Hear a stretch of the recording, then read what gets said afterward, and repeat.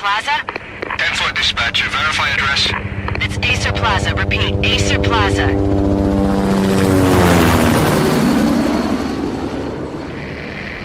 Shots fired on the rooftop. An assault in progress at Acer Plaza. Repeat, an assault in progress.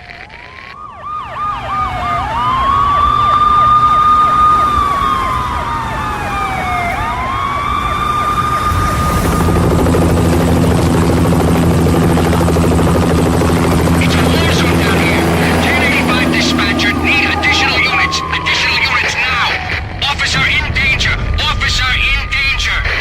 10-5, please repeat. 10-5, all units, emergency. Officer in danger. Acer Plaza. Repeat, Acer Plaza, all units. They were all dead. The final gunshot was an exclamation mark to everything that had led to this point. I released my finger from the trigger, and then it was over. To make any kind of sense of it, I need to go back 3 years. Back to the night the Payne started.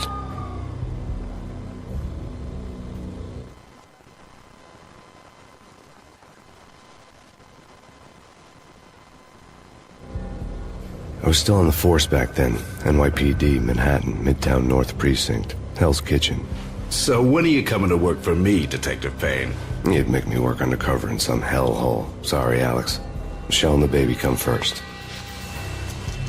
See? My last smoke. It's bad for the baby. That's you, Max. A regular Boy Scout. See, Alex.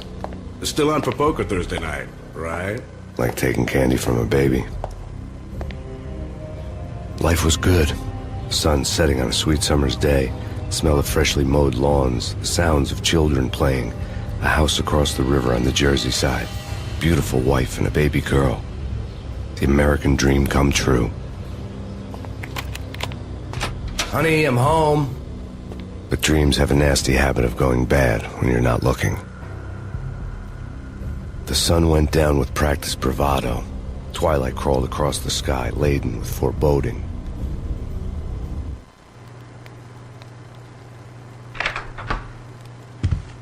Michelle, honey, anybody home? I didn't like the way the show started. They'd given me the best seat in the house, front row center. What the hell? Something ugly had been tattooed on the wall, a map of things to come. It was a poison syringe, a magic tag full of diabolical meanings.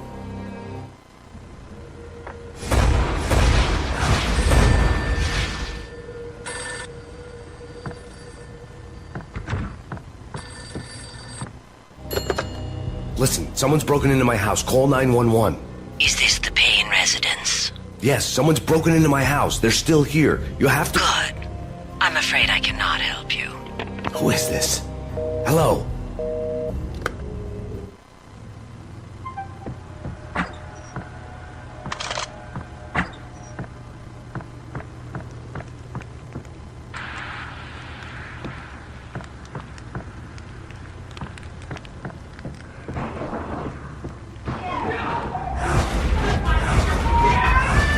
Michelle!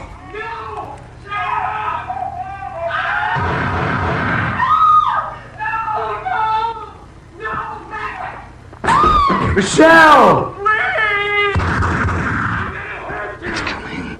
Freeze! NYPD, drop It's coming!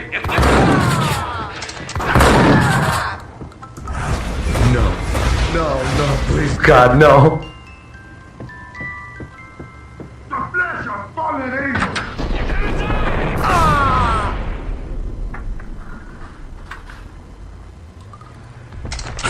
No, God, no, please, Michelle. Oh, baby.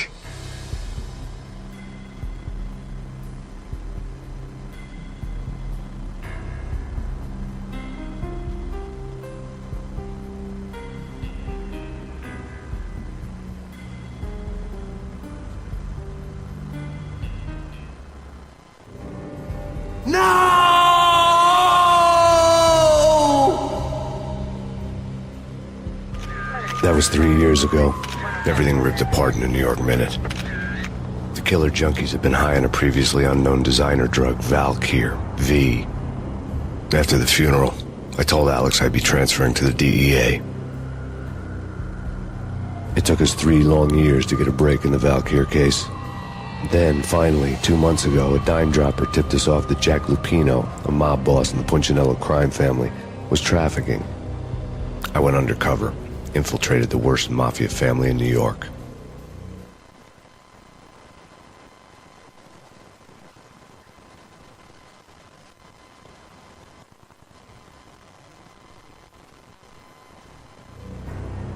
I came in from the cold and the dark. Outside the city was a cruel monster. I've been slowly working my way from the small time to the big fish, trying to get to the source of the drug. Alex and BB were my only contacts in the DEA, the only ones in this decrepit city who knew I was down here. BB here. Something urgent has come up with Jack Lupino. You need to meet with Alex immediately at the Roscoe Street station. I hadn't had a face-to-face with Alex since I'd gone undercover. Outside, the mercury was falling fast. It was colder than the devil's heart, raining ice pitchforks as if the heavens were ready to fall. Everyone was running for shelter like there was no tomorrow. It didn't get any better when I got to the subway. The feeling hit me like a point-blank shot straight in the face. Something was not right about this. My Beretta stirred nervously under my coat, but the train doors had already shut behind me, and I was in for the ride. Next stop, Roscoe Street Station, and Alex.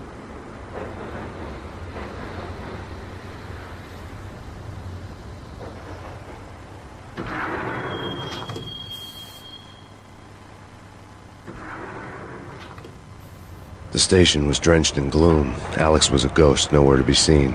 I'd have to look for him.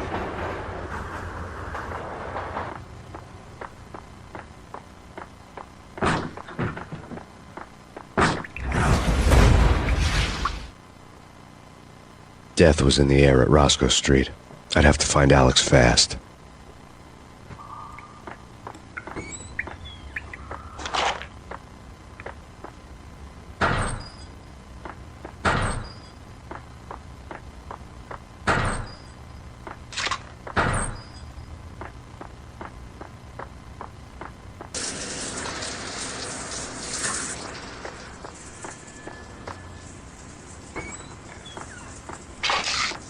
Pills would ease the pain.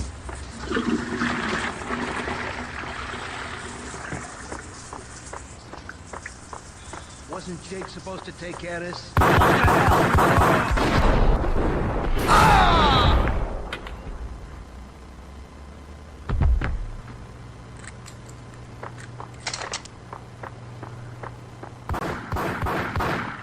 Yeah, he's dead, all right.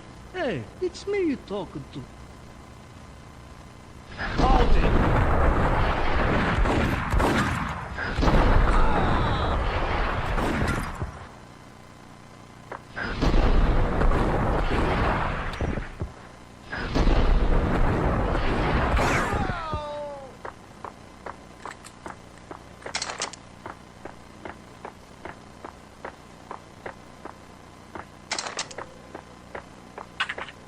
Yo, guys. Yo, guys. Yo!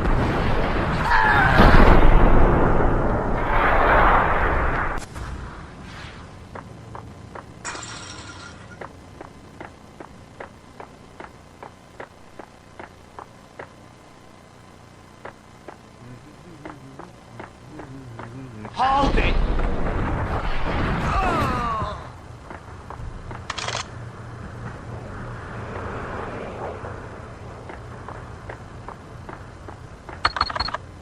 The security panel let out a mocking cackle.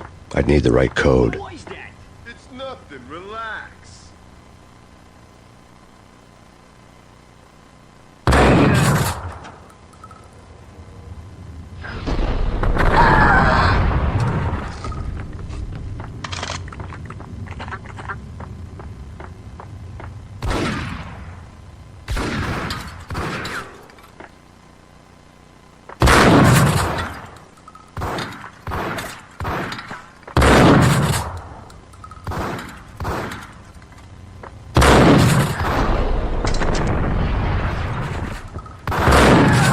While looking for Alex, I had ended up in the middle of a big-time crime operation.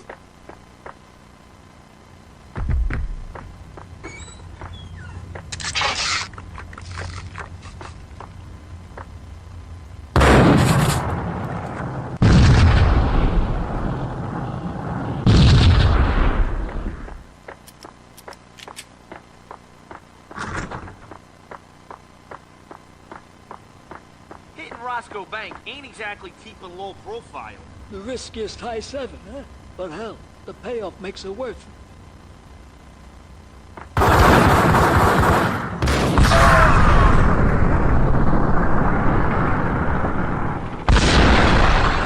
The gate was locked. I would have to find another way to get to the tunnel.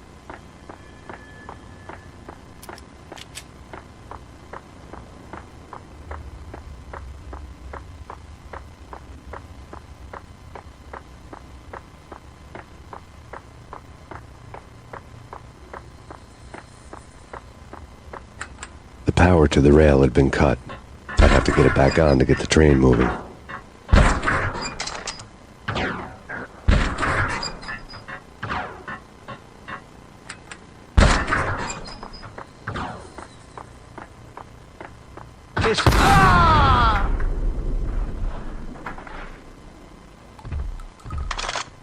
You saved me, man. What's going on here? A massacre.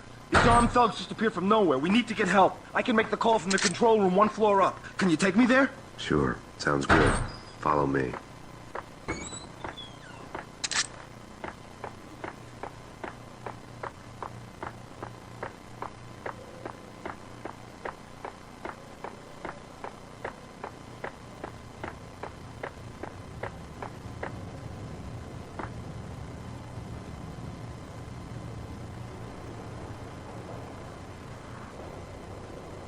Home free. This way.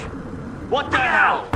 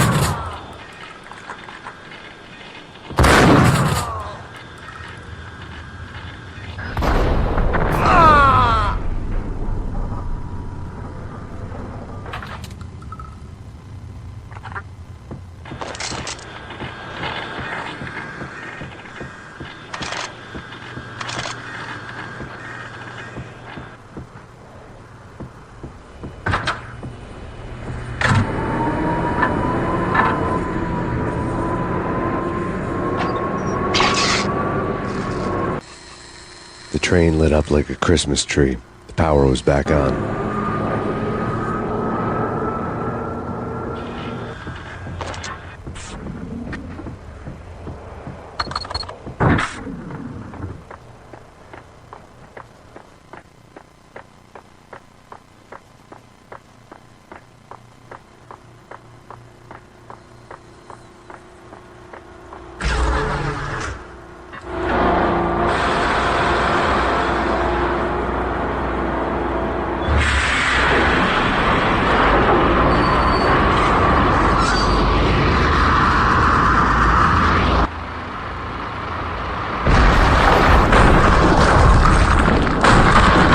So much for being subtle.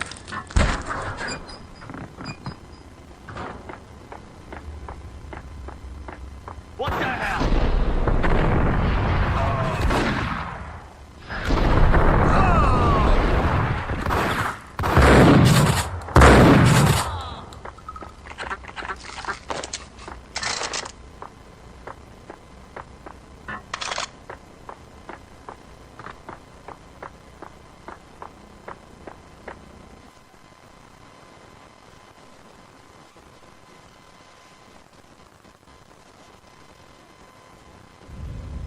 The rusty door led to an abandoned part of the station, closed off since the early 40s.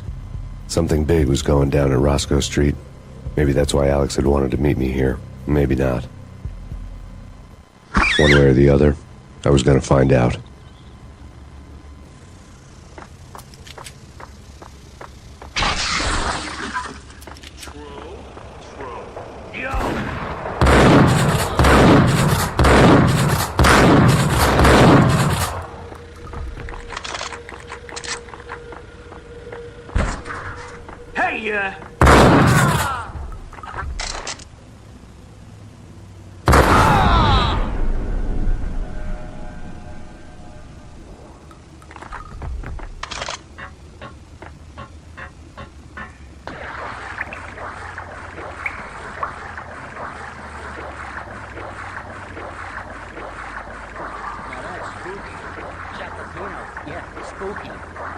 so it's like the failure count is rising.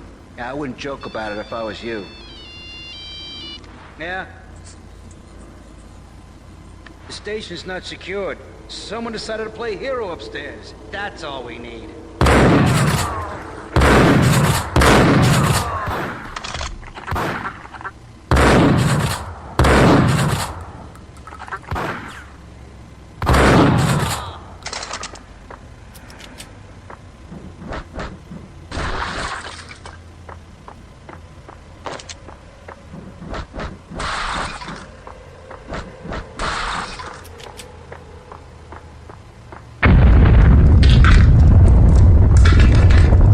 What the hell was that? Hold on here. Give me the detonator. There!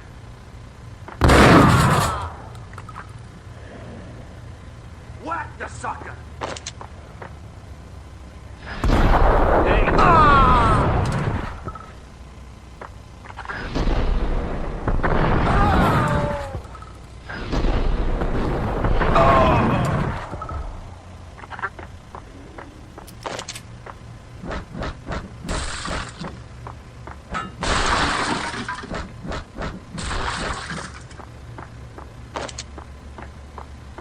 The door had been welded shut ages ago and the bomb was missing a detonator.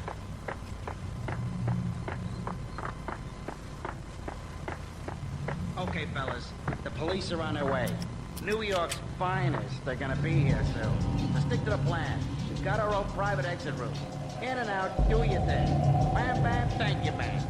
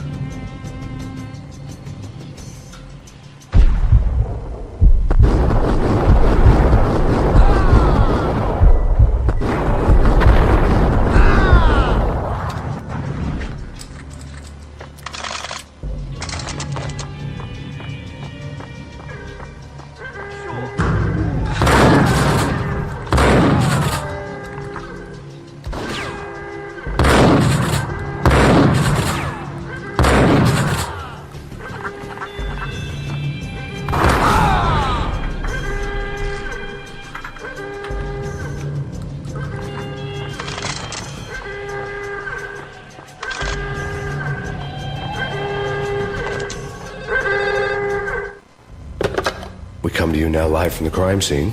Who is this? Right back at you. This is Deputy Chief Jim Bravura from the NYPD. You are to cease your criminal activities and surrender immediately. Sure thing, Jim. Me and the boys have been talking and everyone's real sorry. They'll never do it again. Who the hell is this? Being placed at the scene of a bank robbery wouldn't have tipped the odds in my favor.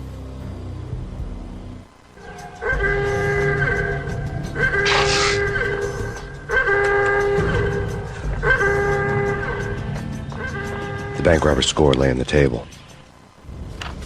The bank robbers have been after Acer Corporation bonds. The Acer success story had recently been on every channel and on the cover of every magazine.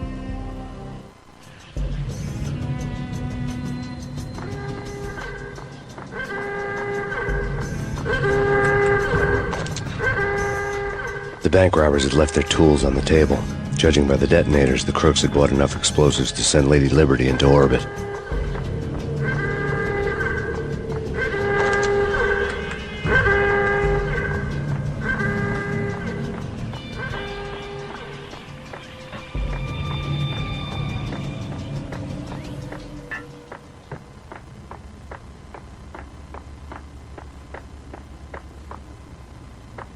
Whack the sucker!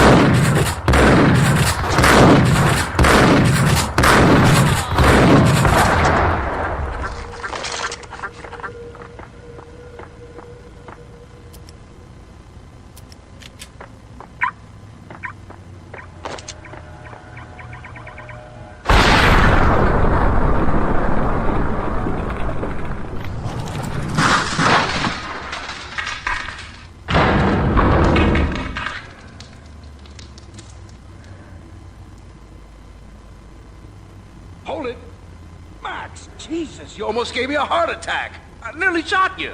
Alex, I'm glad to see you. What the hell's going on? There are more corpses here than at the city morgue. It's an armed robbery, a tunnel job straight to the Roscoe Bank vault through the old station wall. Is this why? This is Lupino's gig? This is Lupino's doing? Lupino's men? Really? You sure know how to pick a place? Can you get through? No, it's locked. We gotta get out of here. If it's Lupino, it's... Alex? Alex! There was nothing I could do. He was dead. I could tell by the empty, accusing stare of his eyes.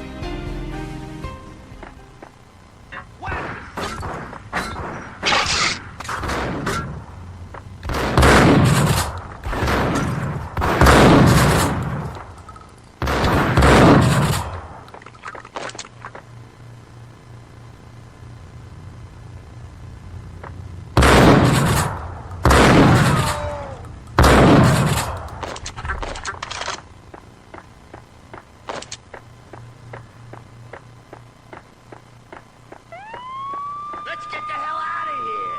We'll be fine. Just take it easy. I'm allergic to sirens.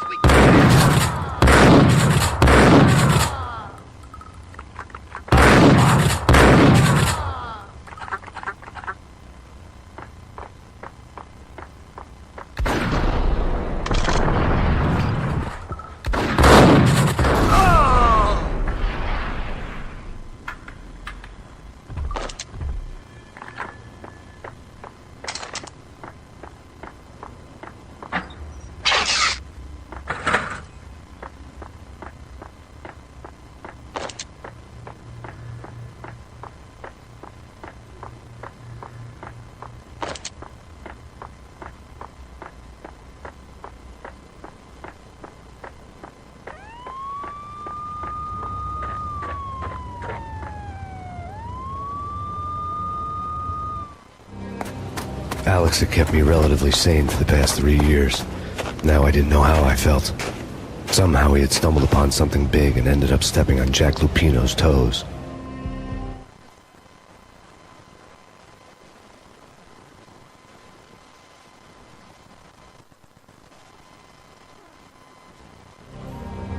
Lupino ran his racket of sex, drugs, and contract killings from a sleazy hotel in a slum block of tenements. The NYPD was closing in. I could hear the sirens. Their wail was a crescendo. Lupino thought he could get us by taking Alex out and leaving me to take the fall for it. All he had gotten was my attention. I went for the hotel first. It was a sad old thing with flickering lamps and faded colors, cheap mobster punks and tired-eyed prostitutes. I walked straight in, playing at Bogart like I'd done 100 times before. The place was run by a couple of murdering mobsters with shark smiles. The Finito brothers. Ladies and gentlemen, it's the pain in the butt. Pain to the max. You're killing me. Did you make that up yourselves, or you get some wino downstairs to come up with it? Don't answer that. A rhetorical question. I got something for the boss. Lupino around? That kind of depends on who's asking.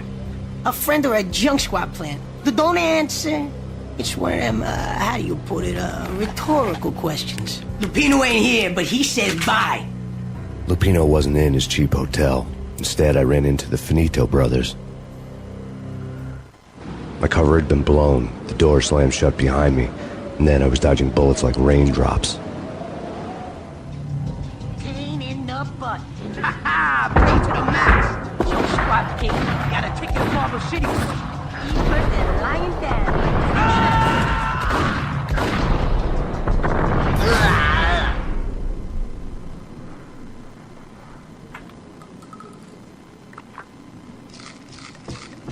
A letter on the desk caught my eye. Everything all right? I had met Lupino only once. The gangster ran all his rackets through his right-hand man, Vinny Gagniti. Gagniti was a high-strung whiner on the verge of breaking apart, like an overamped Energizer bunny. He had the brains to run the business, but he lacked the balls, always falling short, taking his frustration out on underage addicts and call girls. The V deal goes down at your hotel. Jack's exact words, quote, "Vinny, You're in charge of this one, unquote. Rico Muerte's coming to see it through. Anything goes wrong and everybody's gonna get dead. Goes double for you. Treat this guy real good. Anything he wants, you give him. Don't screw this up or you're finito, finitos. A V deal meant added security, locked doors, and lots of nervous thugs with itchy trigger fingers. I'd seen nothing coming in, but that didn't mean it hadn't been there. Rico Muerte was a regular Kaiser Soze, a spook story told to keep the apes in line. 313. The Finitos had scribbled Muerte's room number on the note's margin. Bosses! Joey! Virgilio! You're right there? They're not answering. Call the others. Tell them to come quick. Okay, but we can't wait for them. We gotta go in now. Bosses! We're coming in! There he is.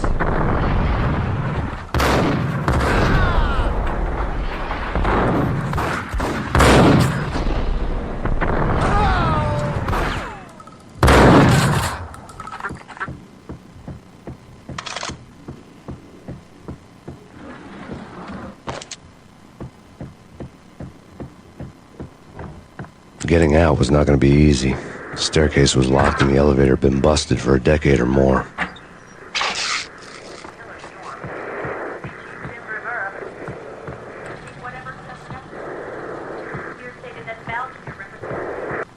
In his press conference today, the mayor stated that Valkyr represents a clear danger to New York and called for drastic actions to eliminate the problem.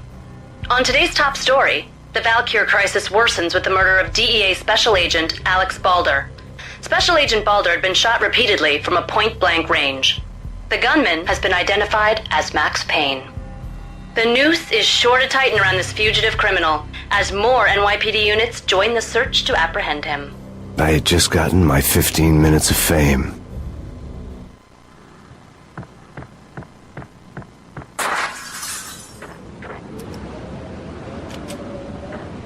Yeah, something's wrong with the bosses. Payne's there and they're not answering. Let's go. What the damn?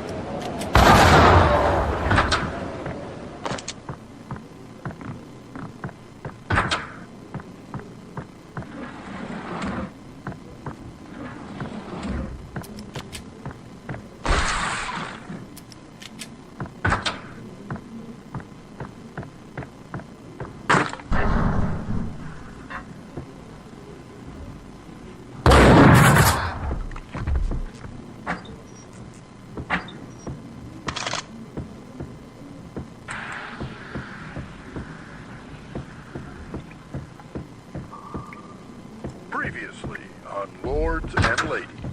Lady Amelia, Marquis Valentine asks for an audience. Thank you, Lord. My lady. My lord? And now, an all-new episode of Lords and Ladies, brought to you in part by Acer Corporation.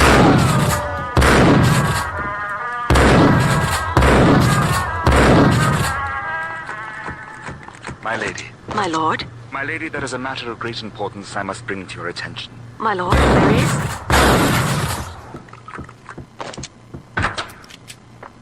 V-head junkies could go off without a warning. I had to be careful.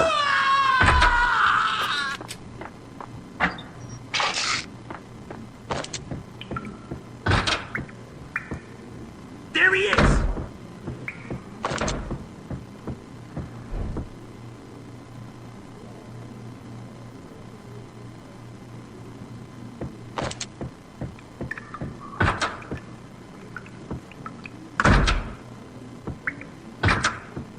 Whack the sucker.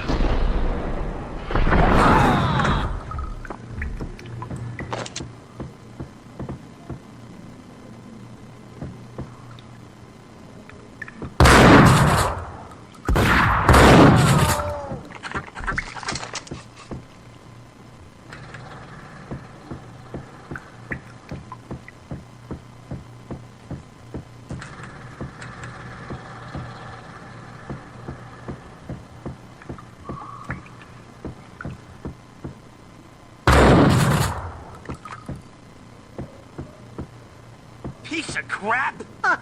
Oh, careful. It might kick back. Dee-dee-dee-dee-dee. Killer vending machine. You talking to me? Tough guy.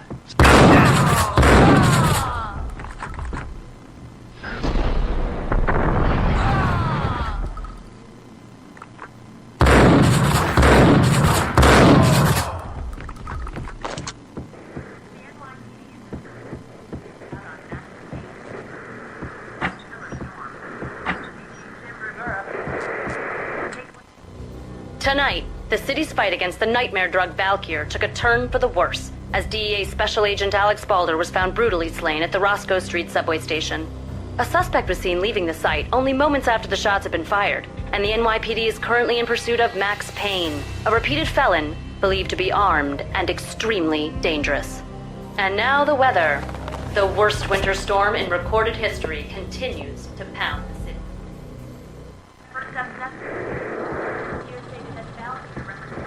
This party had been dead for a while. I couldn't say I was sorry I'd missed the show.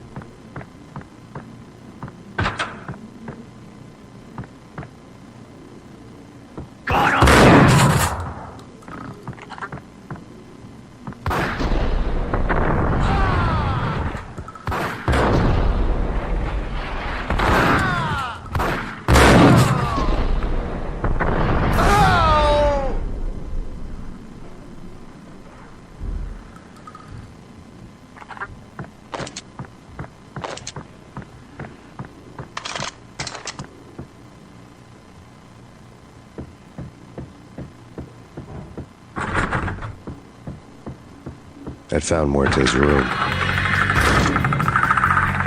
Muerte had received a letter. Our investigation had turned up nothing to link Angelo Punchinello, the head of the Punchinello family, to Valkyr. All tracks had ended with Jack Lupino. The letter in Muerte's room was signed by the Don himself. It was the first hint that the Kingpin knew what was brewing inside his syndicate. The trouble you got into after the Chicago screw-up. The Punchinello family bailed you out. You have been waiting for a chance to pay us back.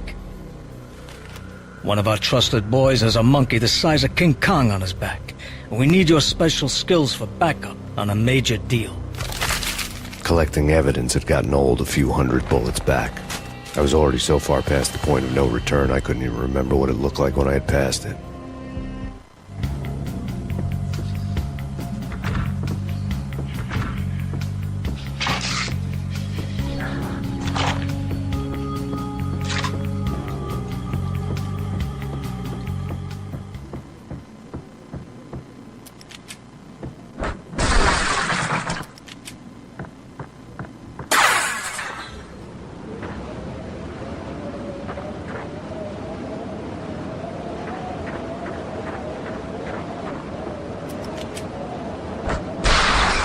I didn't want to know what had happened here.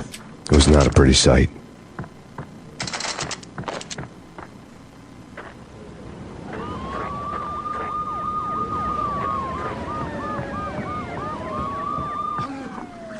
Yo!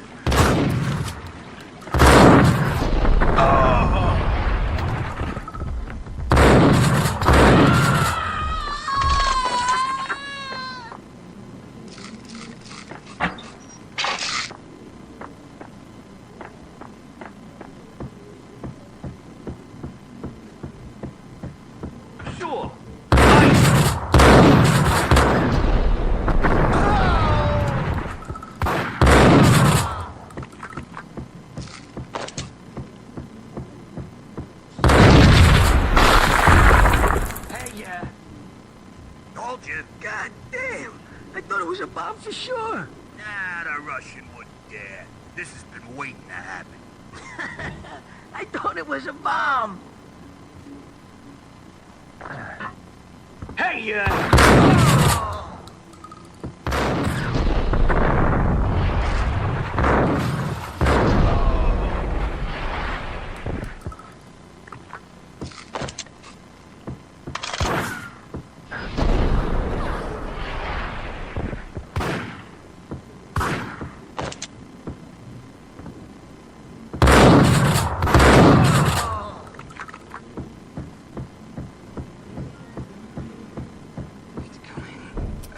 died.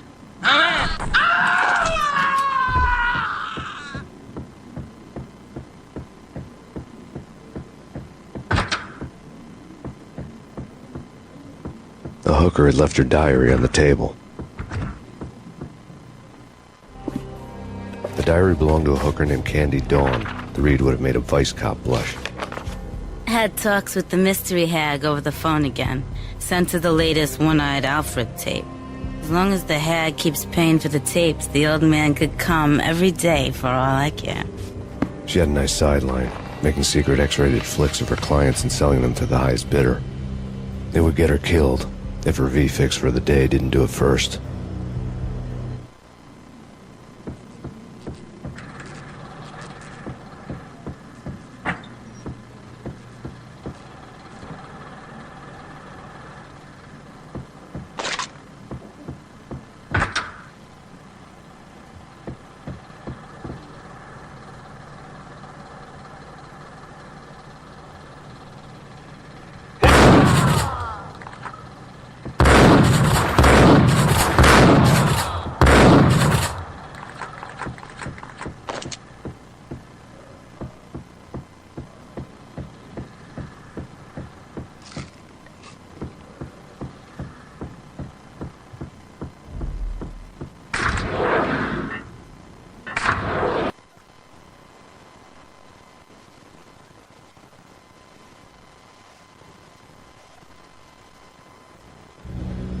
The old service elevator rumbled down to the bowels of Jack Lupino's hotel.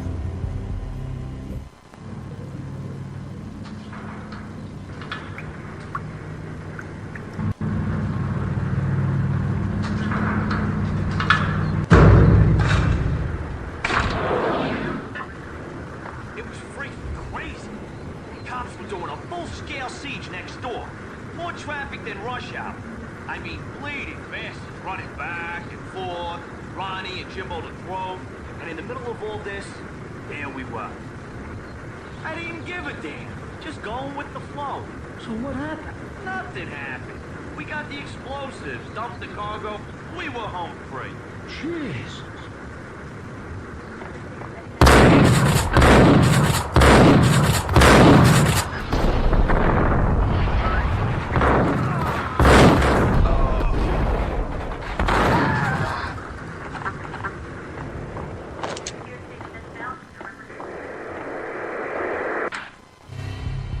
A winter storm warning is in effect in the whole tri-state area, as both freezing rain and heavy snowfall continue. Many roadways are already closed, and people are advised to stay indoors. The severe blizzard has ravaged New York for 3 days now, with no end in sight. We'd been snowed from the start in the Valkyr case. The forecast said there was plenty more where that had come from. But the snowbound city was on my side. Less chance of innocent bystanders getting caught in the crossfire.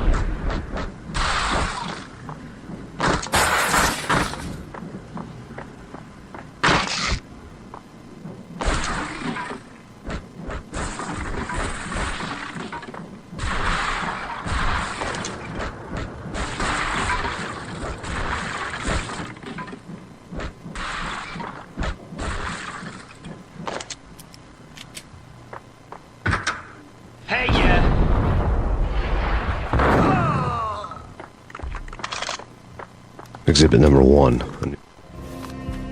A dead man tied to a chair lay on the boiler room floor. Captain Baseball Bat Boy has an unbeatable track record in superhero death matches. But a 6-pack of root beer gets me every time. The murder weapon was a baseball bat, now lying in a pool of drying blood next to a newspaper folded open on a Captain Baseball Bat Boy comic strip. Paper.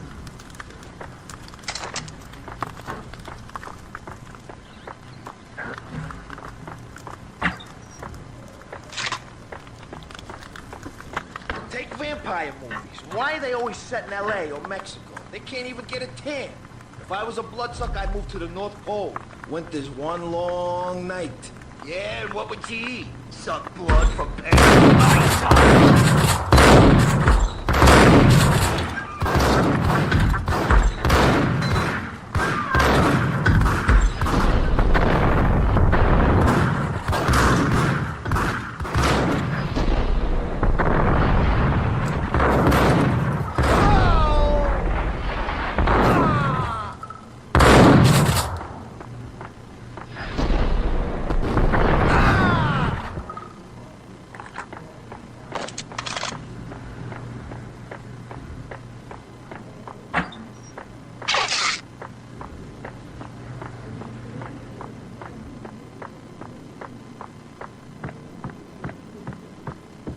Chill with the guns. Trust me, you don't want to piss Muerte off. Gentlemen, let's do business. Green for green. Cheers at green-eyed angels. Amen.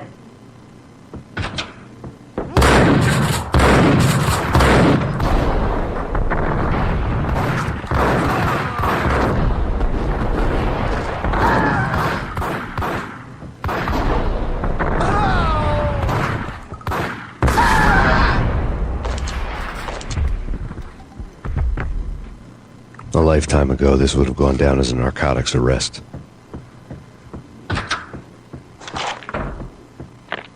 The transparent cylinders glowed green, full of Valkyr.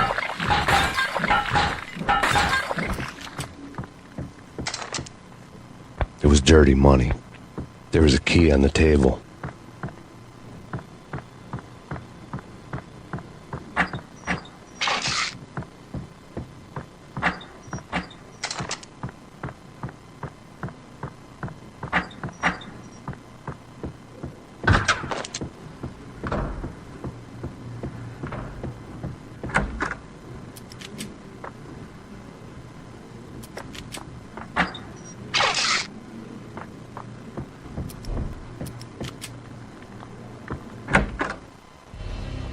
Two mad dog killers, ready to murder each other. They step into the next room, and I'm thinking, now they're gonna do it. But no. They sit down in front of a TV and solve their differences with the Kung Fu fighting video game. I tell you, Candy, I was so depressed, I strangled them both with the video game cables. Oh, Rico, you're so bad. I am, ain't I? Rico Muerte, big-time hustler. Who the hell? It's that cop. Muerte went for his gun. Do something. There he is.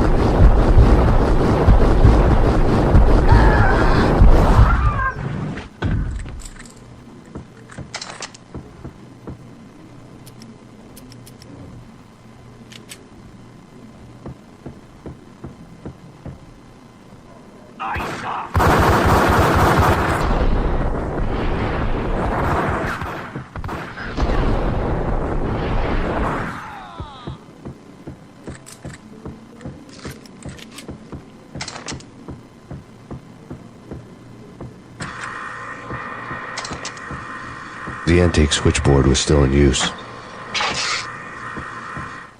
There was an old telephone switchboard in the back room of the reception area, the kind that made phone tapping child's play. It wasn't hard to picture a fat pimp sweating with headphones on, listening to his hookers talk dirty and fake orgasms over a web of party lines, the blood veins of New York. Right now, there was a different set of moans and groans going on. Boss, Cornelia, this Max Payne. He came, started capping us. He killed him. Are you freaking kidding me? He's just one lousy cop. You better be freaking kidding me. Whack him. What's the freaking problem? Hello? Answer me. Hello? The word was out. A deadly virus released into the city's corrupt circulatory system. Something wicked this way comes. Max Payne at large.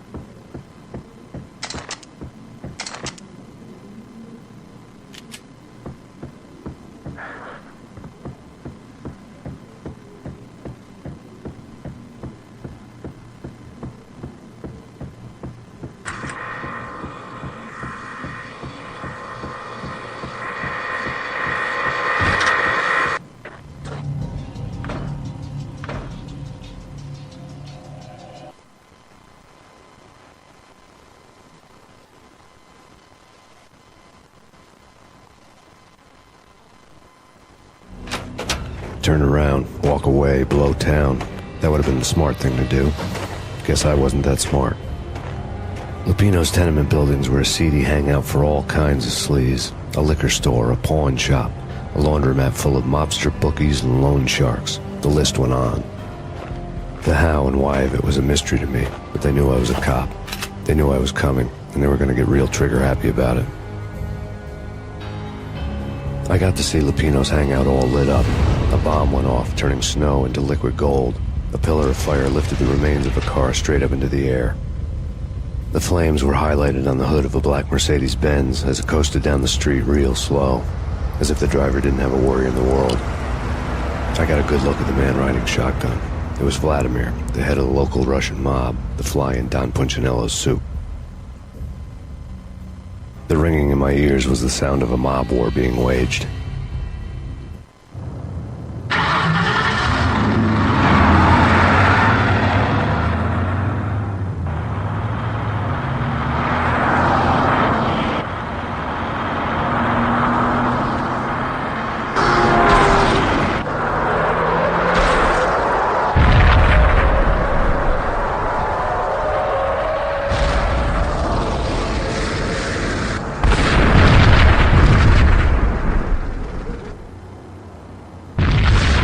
Another bomb exploded inside the closest slum building. It was a lucky break.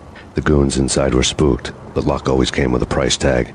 More bombs could still be ticking inside, and the cops would already be on their way. Jack Lupino's suite was on the top floor. At least it used to be, before the explosive makeover. I don't know, man. I don't know about this. Quit worrying, man. Think of it as Christmas. The Russians always said.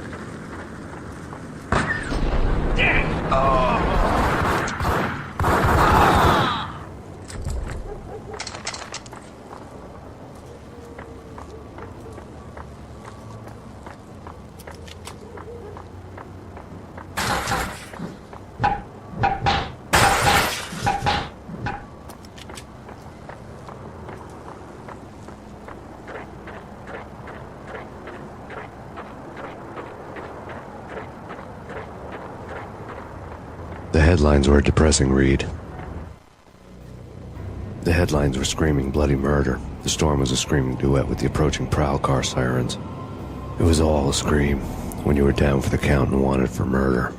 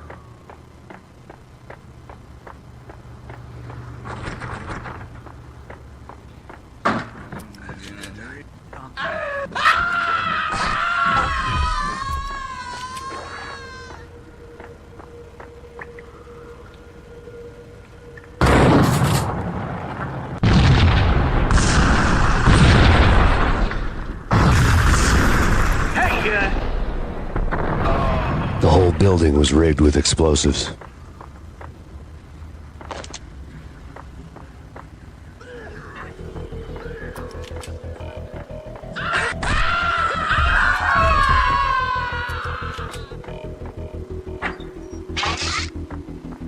Hold it.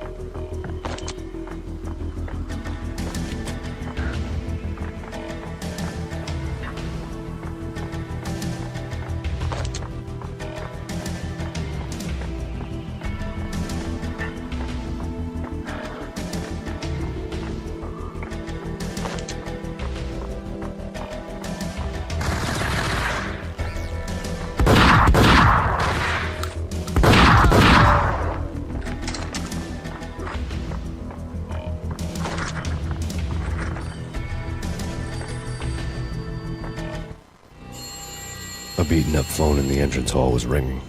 It could have been just a junkie in need of a fix, but it turned out to be something more sinister than that. Am I speaking to Mr. Payne? Who wants to know? My name is Alfred Wooden. You must hurry. The police are on their way. Tell me something I don't know. They know you're there. How?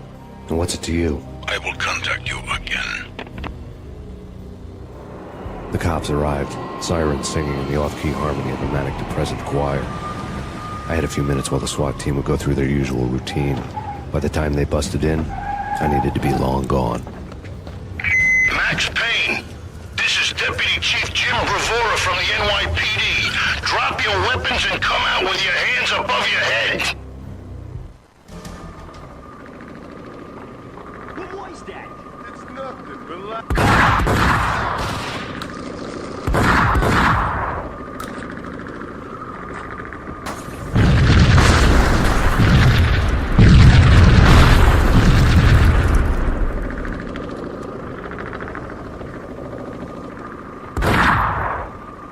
Someone had left there was a key on the shelf.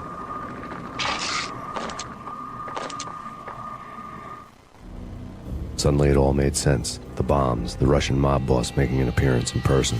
Gagnidi was his usual self, all talk and no walk.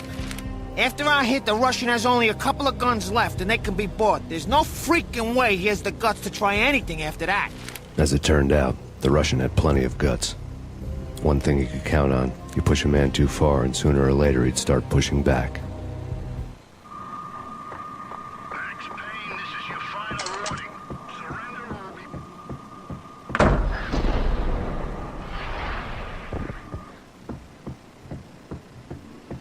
What the?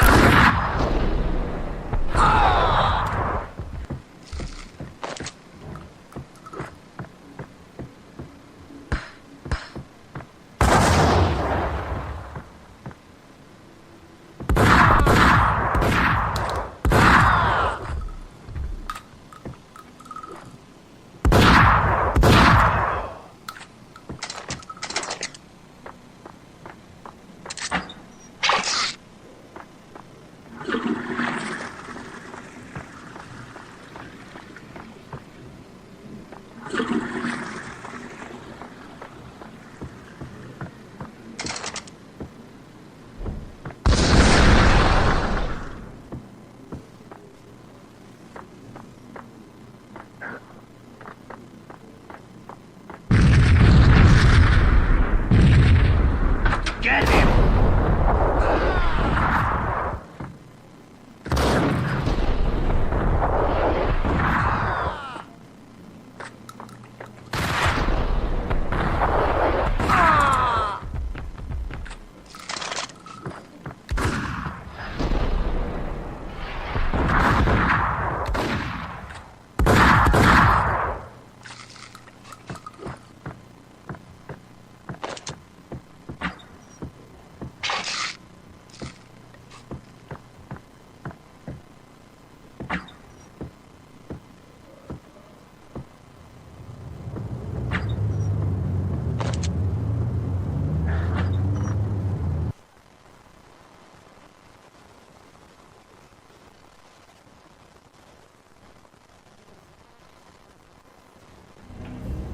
The bombs had destroyed all the stairs up to Lupino's office. The alternate route led there by way of adjoining rooftops.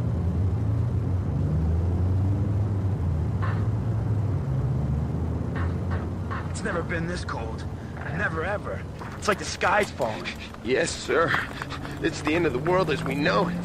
And I don't feel fine. I don't feel anything. Not a thing. I'm freezing my butt off.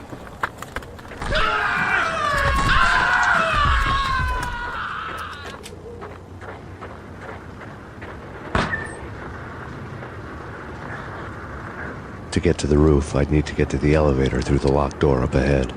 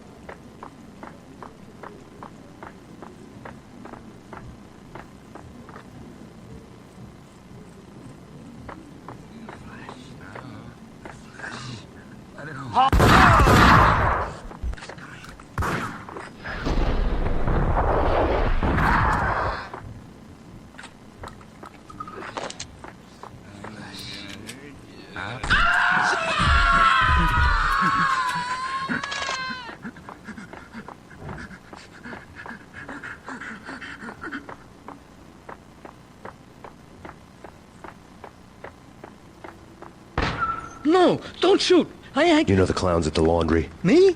No. You're no good to me then. What? No, the laundry, yeah. I know him, yeah. Get me in there. Okay.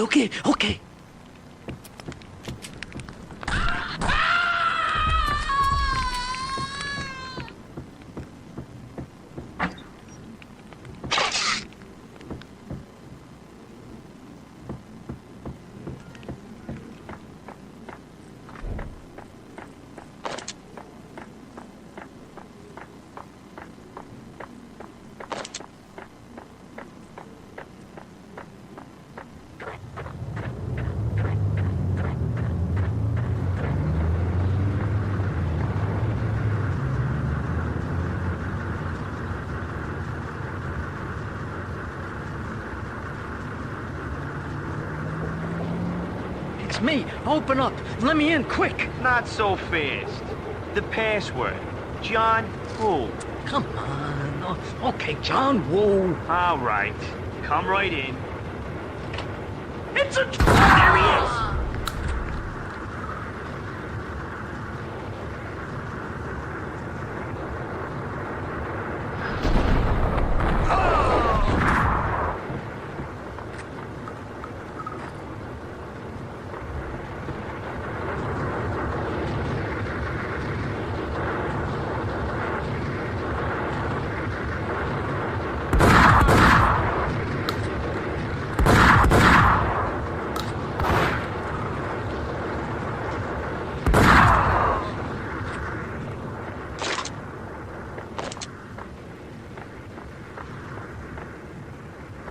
It was dirty money.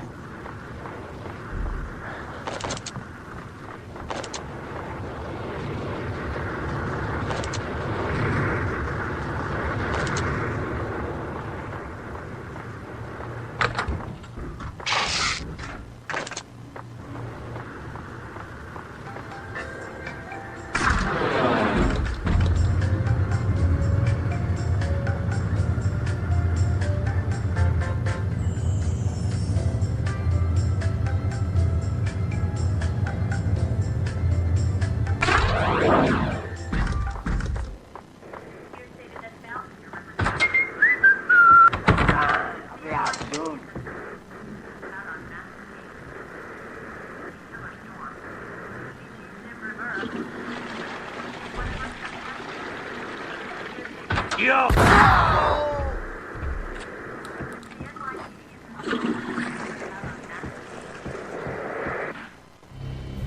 New York City is in crisis tonight, with reports of Valkyr-related gang war in the streets of the Bronx. Apparently, Max Payne, wanted for questioning in connection with the slaying of a DEA special agent earlier tonight, is waging a one-man war against his former partners in crime.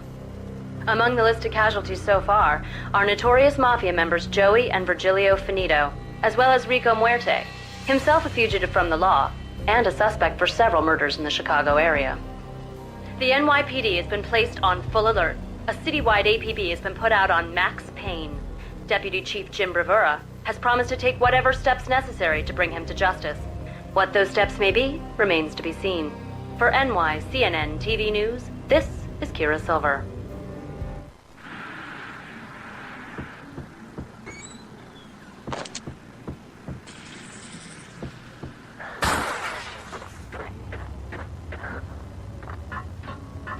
This week on Address Unknown. I don't... It's the last place I went. But that's where I always... Only it's not Payne Flamingo, but someone who looks the part down to the finest detail. Except that he's evil. I'm hiding in the shadows, watching it all unfold. The Flamingo speaks. It can speak here.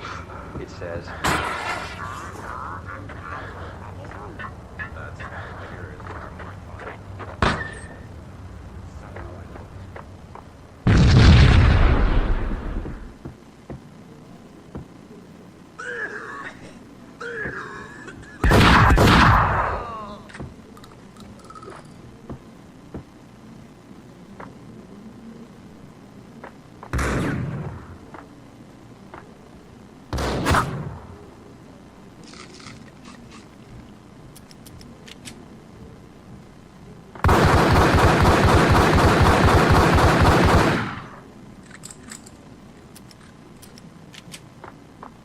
Red, blue, or green? It's always red or blue in the movies. So, green? No, not the green.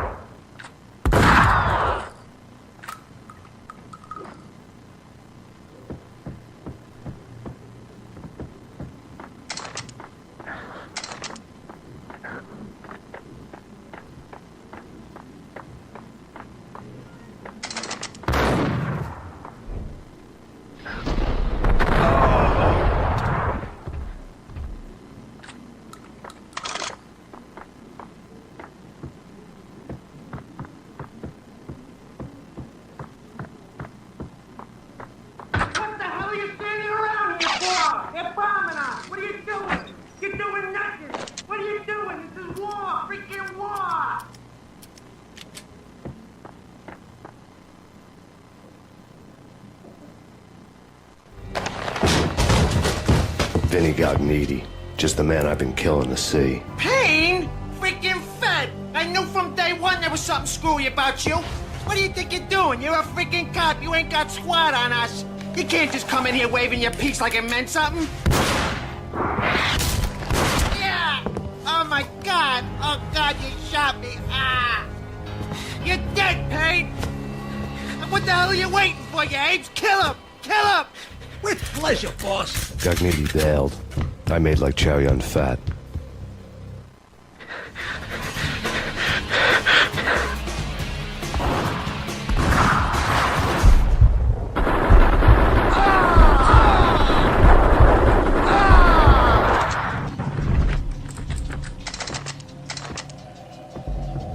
A crumpled letter lay on Gognitti's desk.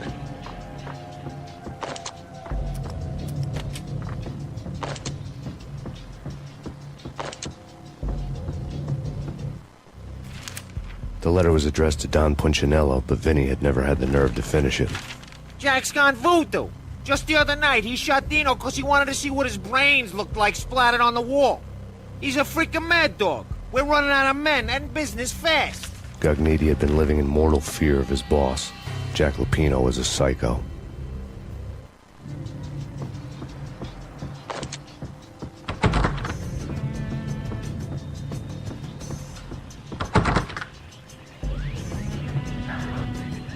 Vinny Gognitti was running scared.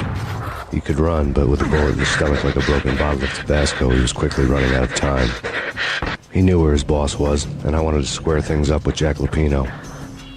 Gognitti would be moving fast tonight. The way it started didn't promise anything better than the last one. Freezing wind tearing it down, Gognitti made his move.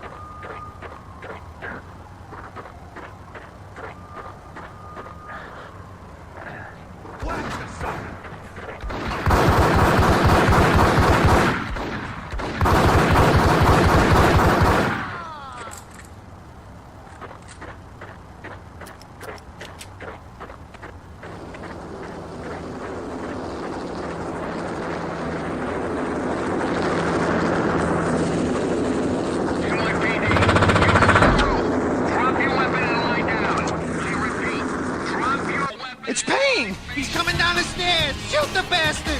Okay, boss, you got it. No problem.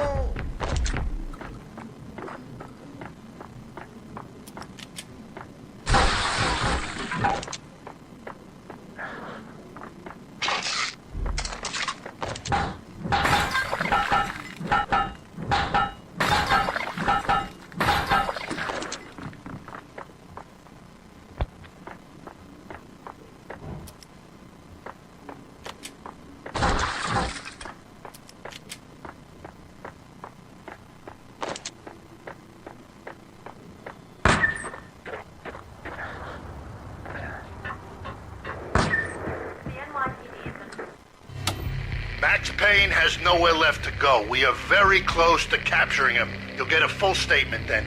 Right now, I've got better things to do, ma'am. That was Deputy Chief Jim Rivera from the NYPD with no further comment at this time. Apart from his suspicious food habits, I figured Bravura to be one of the good guys. Fate had just dropped us on different sides in this. But when it came to capturing me, he was way out of his league. I had already ditched the cops a couple of rooftops back. For now.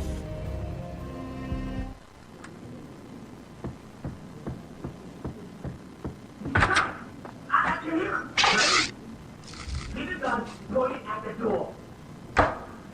Okay. This is it.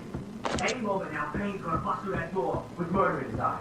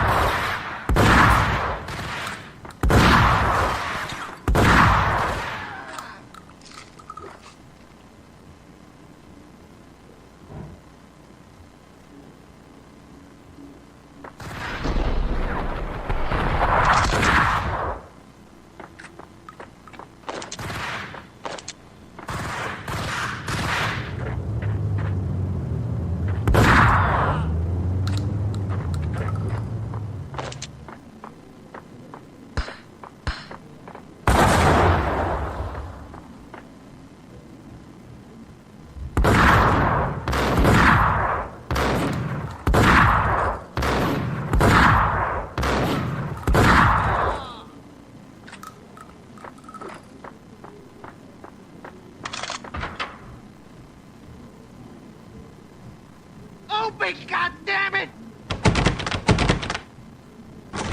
Payne! I'll kill you, you lousy freaking...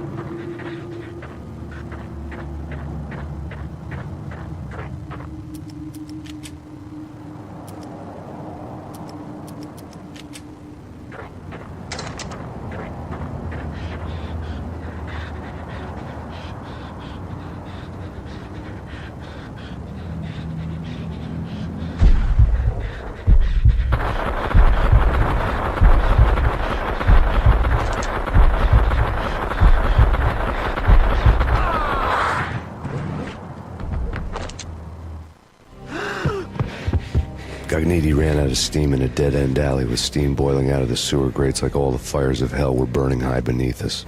It was shakedown time. Where's Lupino? Screw you! Bad start, Vinny.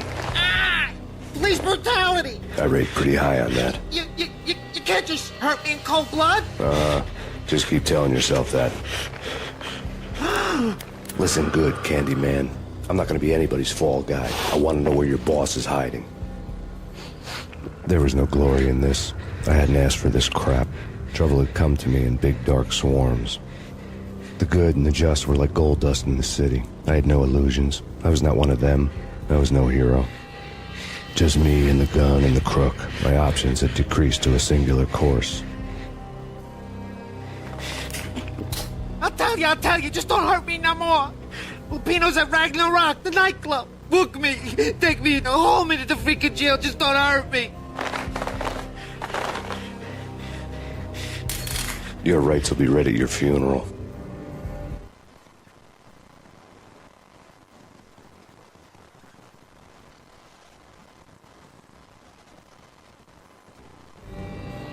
Ragnarok was Lupino's private nightclub, a den of drugs built into an old theater. I knew what waited inside. V-head junkies ready to explode in random acts of senseless violence, and Lupino's goon squad, the worst stone-cold killers this side of hell. Ragnarok was as inviting as a headache, flickering and flashing to a machine gun beat. The belly of the nightclub was a gothic theme park that began with bondage games and led to the nasty stuff from there. As subtle with its dark message as a cop killer bullet through the heart. Like father, like son. Just like Jack Lupino.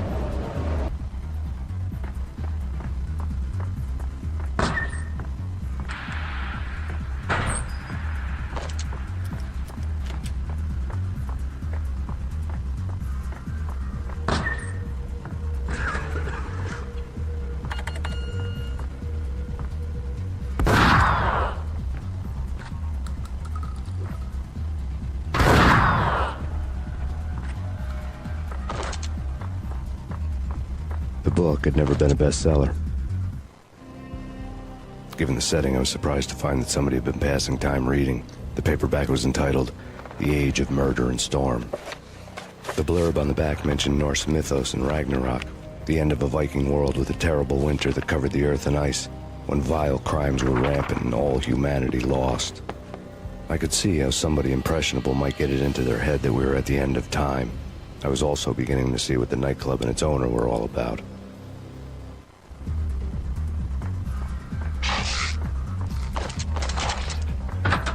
There he is.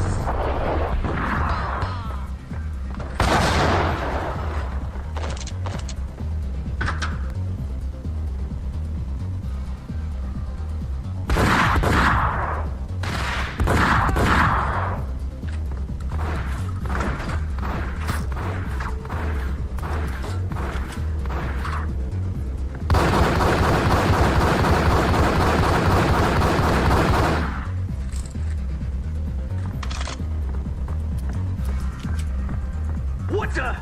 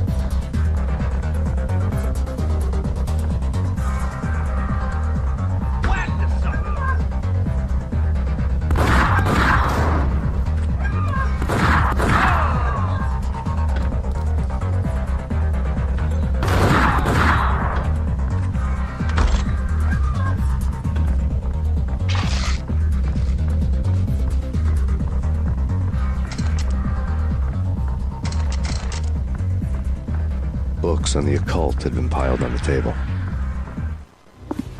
The room was stacked with light reading, such as Necronomicon, Witchcraft, and Paradise Lost. Old exotic titles like Malleus Maleficarum and De Umbrarum Reini Novum Portus. Books with pentagrams on their covers, all dealing with the occult and the infernal, lying between stacks of horror videos and a couple of Ouija boards. The only thing I could take seriously was the thought of Lupino taking it seriously. He had been spending a lot of time getting intimate with the guy downstairs.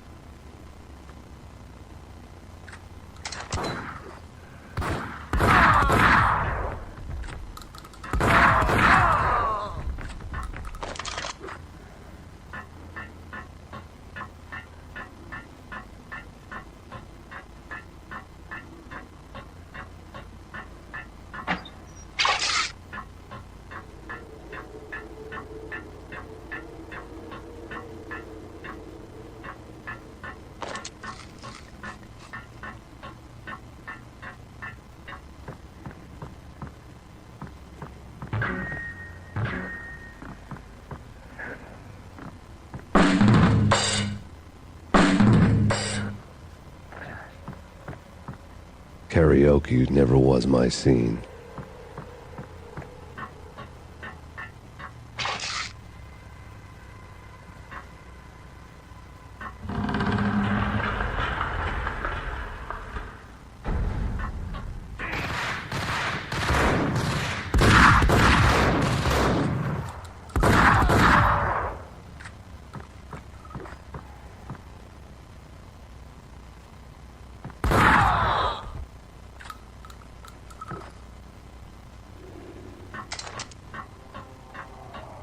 Hold it.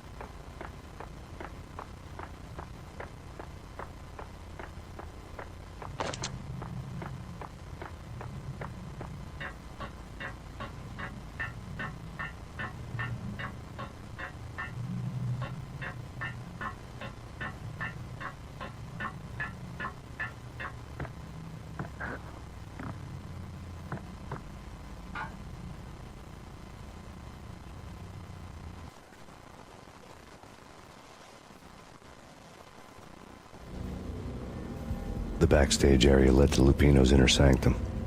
The hot air inside was like an invisible wall, thick with incense and something else, a sickly sweet smell that made you gag.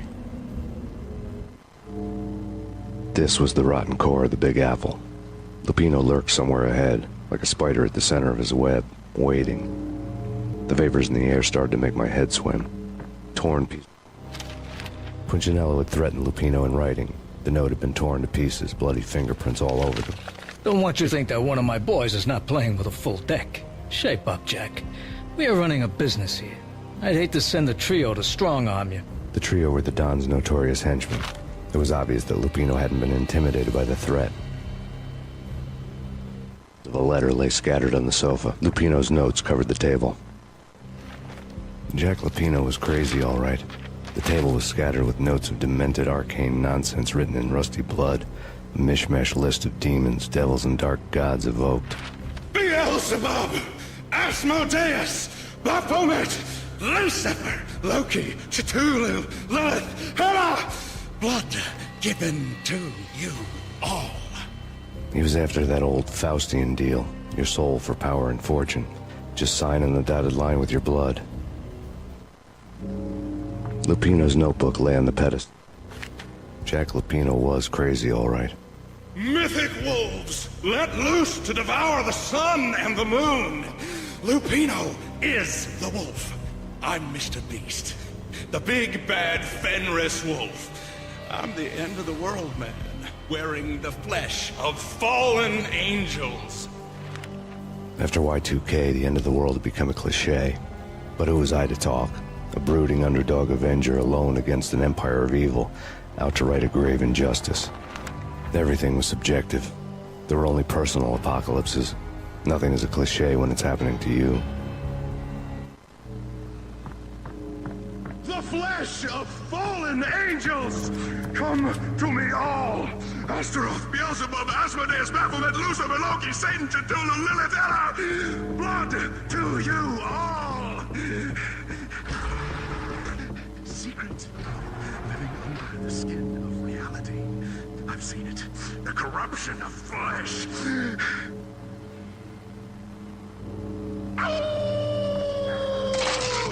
I'm the wolf! Yeah! I am the wolf! It's close. It's coming. You have come. End time. It's now! I don't need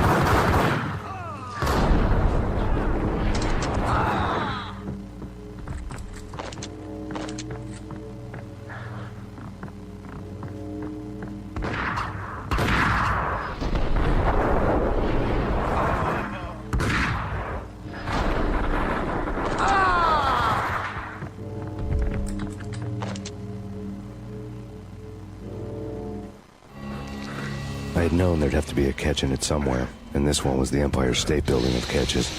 Lupino was pumped up and dying to go 15 rounds with a mutant alligator. And then he started this spooky monkey talk, straight from a bad dream. Mine. I have tasted the flesh of fallen angels. I've tasted the devil's green blood. It runs in my veins. I've seen beyond a world of skin, the architecture of blood and bow and arrow. Death is coming! She is coming, and hell follows with her. This is the twilight winter. I am ready to be her son. Her time is now, and all who stand in her way must die!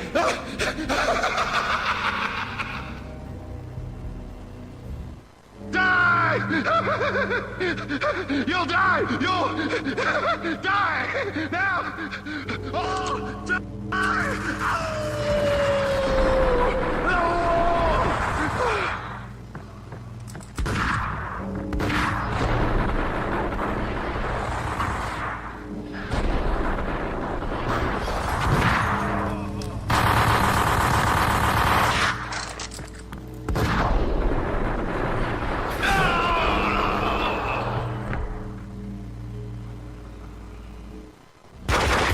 Lupino finally went down. I wanted to make real sure he'd stay that way. V was a bad monster. Turned them into friggin' zombie demons from outer space. I think he's dead already. Huh? And that's when it happened. But dead or not, you've got the wrong guy. In stepped this knockout femme fatale holding a gun to my face. I returned the favor.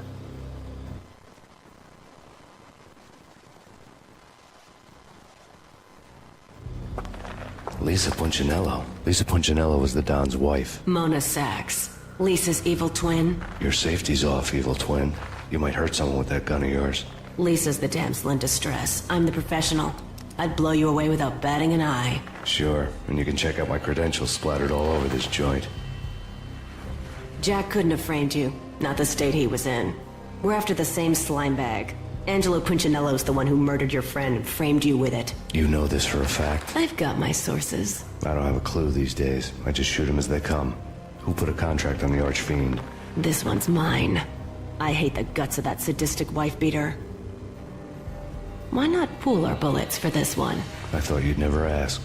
My finger was starting to twitch. How do you like your whiskey? I'm easy, as long as you don't try to slip me a Mickey. You're a real angel, Max. It was good stuff. Tasted sweet as honey going down. Nothing personal. Can't risk you going berserk and getting Lisa killed.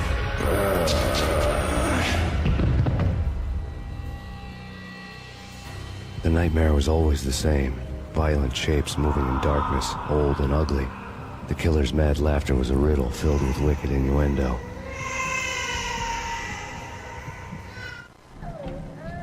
Somewhere, the baby was crying.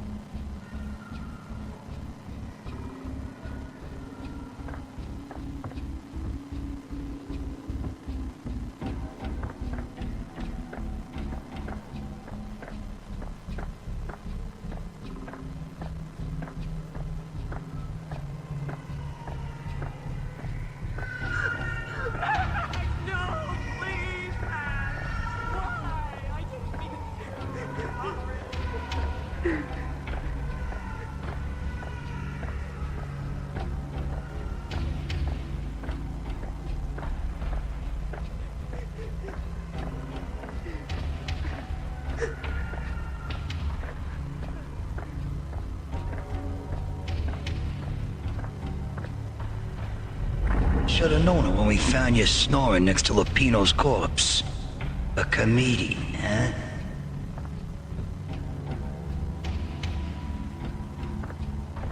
Michelle looked at me from the photo. The Payne family. Happiness captured in a Polaroid moment. I had thought it would last forever. Till death do us part. I didn't want to think about it. As long as I didn't, it could never happen. But I had broken my own rule. The thought had already slipped in. Fear was rusty needles poking at my brain. Cold and scaly, it slithered down my chest.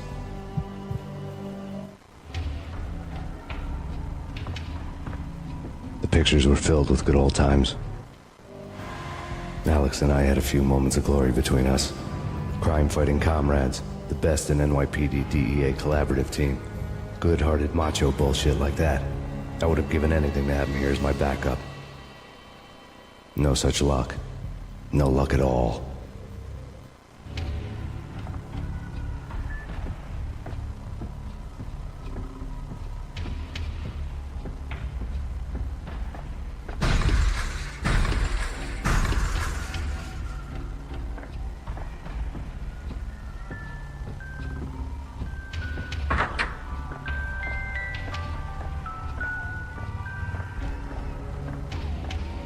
I really love to watch cartoons.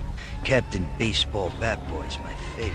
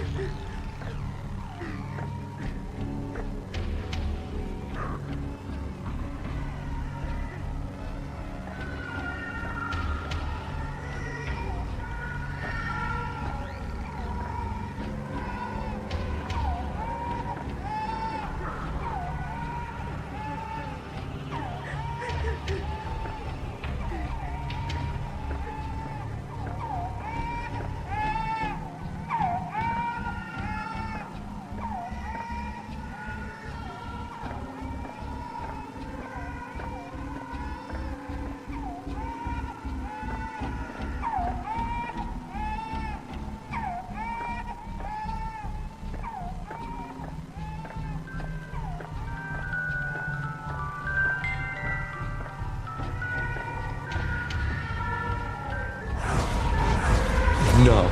No, no, please, God, no.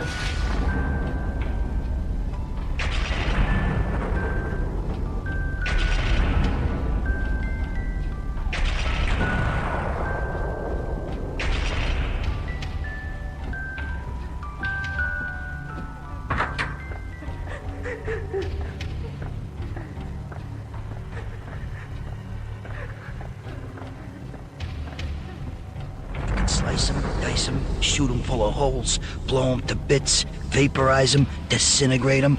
No matter what you do, they'll still be back, good as new. Michelle's diary lay on the table. Michelle was working part-time in the district attorney's office. Her diary was open on today's entry, her handwriting all pretty curves. An army dossier found its way to my desk yesterday. Valhalla? Isn't that a Norse myth? Something about Vikings? I tried to tell Max about it, but he was busy, that cute frown on his brow. Guess it's nothing, just a mix-up at the courier service. From now on, I would always find time for her. It was a hollow promise. Too little, too late.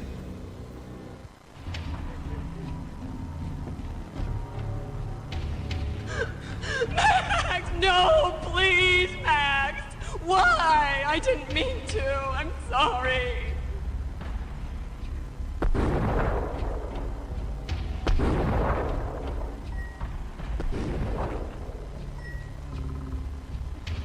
Murderer! You killed her! Nothing like that ever happens in the real world.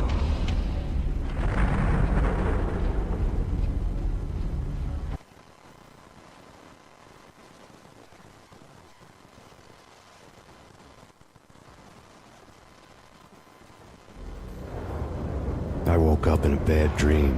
My head felt 2 sizes too small for my brain. Max Payne. I envy your name. And the killer was smiling. Pleased to meet you. I'm Frankie the Bat Niagara. Niagara, as in you cry a lot? He had a baseball bat and I was tied to a chair. Pissing him off was the smart thing to do.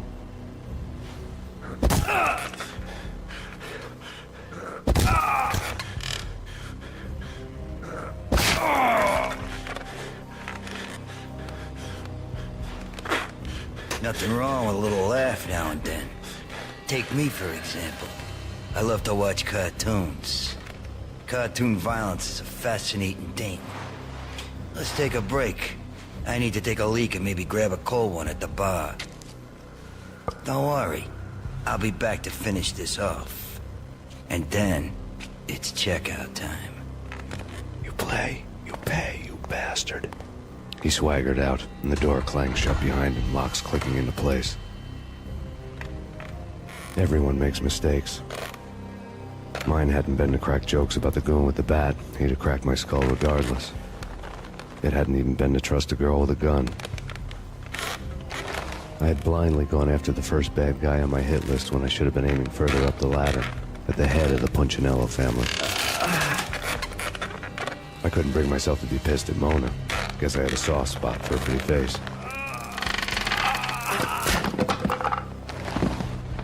But when somebody decides to play baseball with your head, you tend to get sore.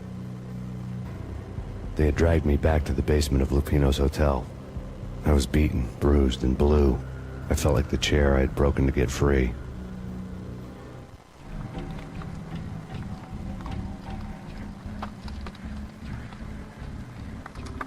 All I had was Niagara's bat, sticky with my own blood. Without a gun, I'd be no match for Frankie's men. I'd have to play hide and seek with them.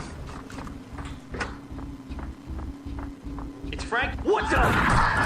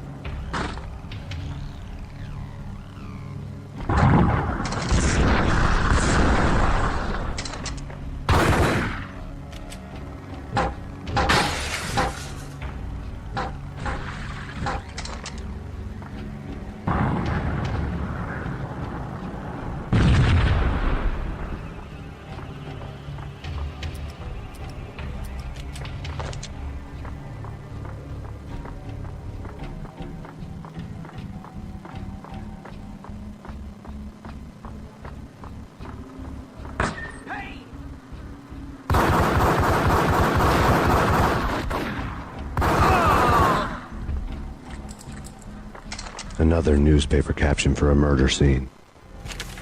Frankie had left his calling card, a Captain Baseball Bat Boy strip, next to a sewer passage filled with bodies. You'd better not mess with Captain Baseball Bat Boy. Even my archenemy, Bicycle Helmet Girl, swoons at the sight of me. Aha! There were enough corpses to put a mass murderer to shame.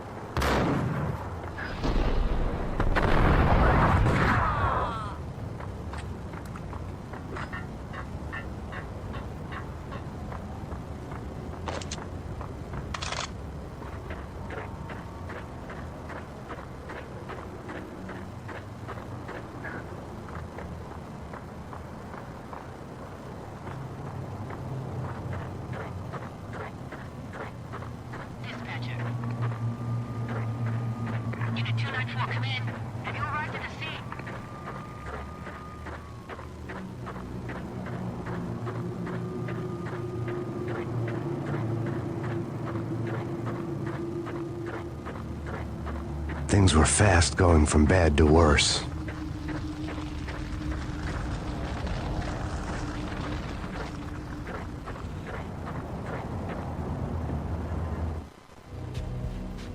The men in blue had come and gone. They had decorated the place with chalk outlines and tied it together with yellow tape. The cops who had stayed behind were dead. Frankie, his boys, and I had the place all for ourselves.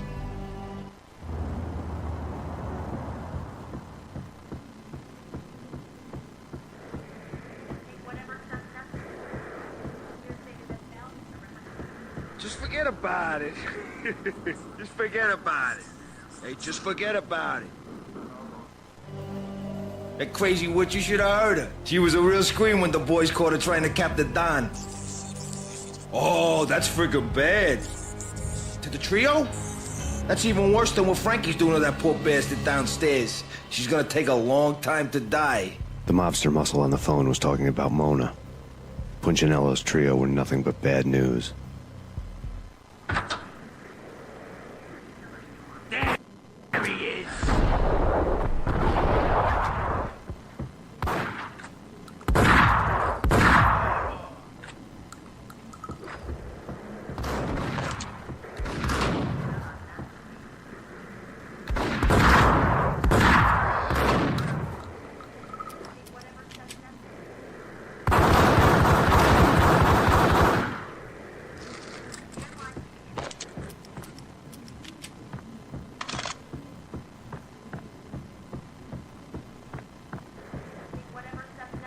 More evidence that Punchinello didn't like me much.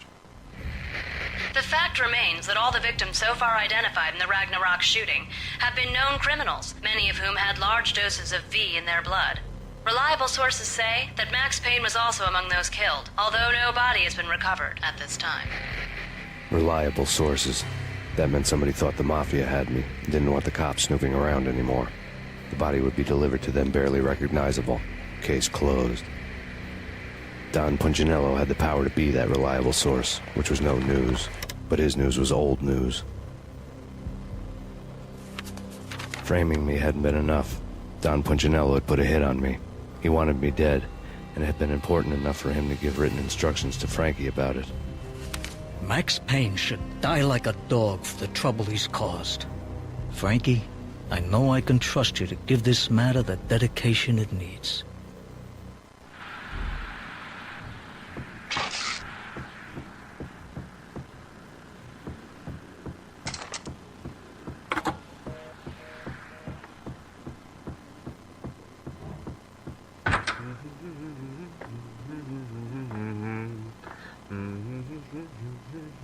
Hey!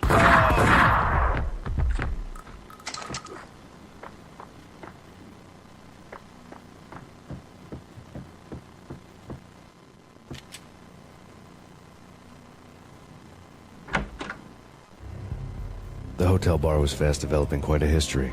True to his words, Frankie was there, having a beer. Jesus Christ. How the hell did you get loose? Got bored waiting. Thought, what the hell, we could just as well finish this here. Fine by me. This works like just...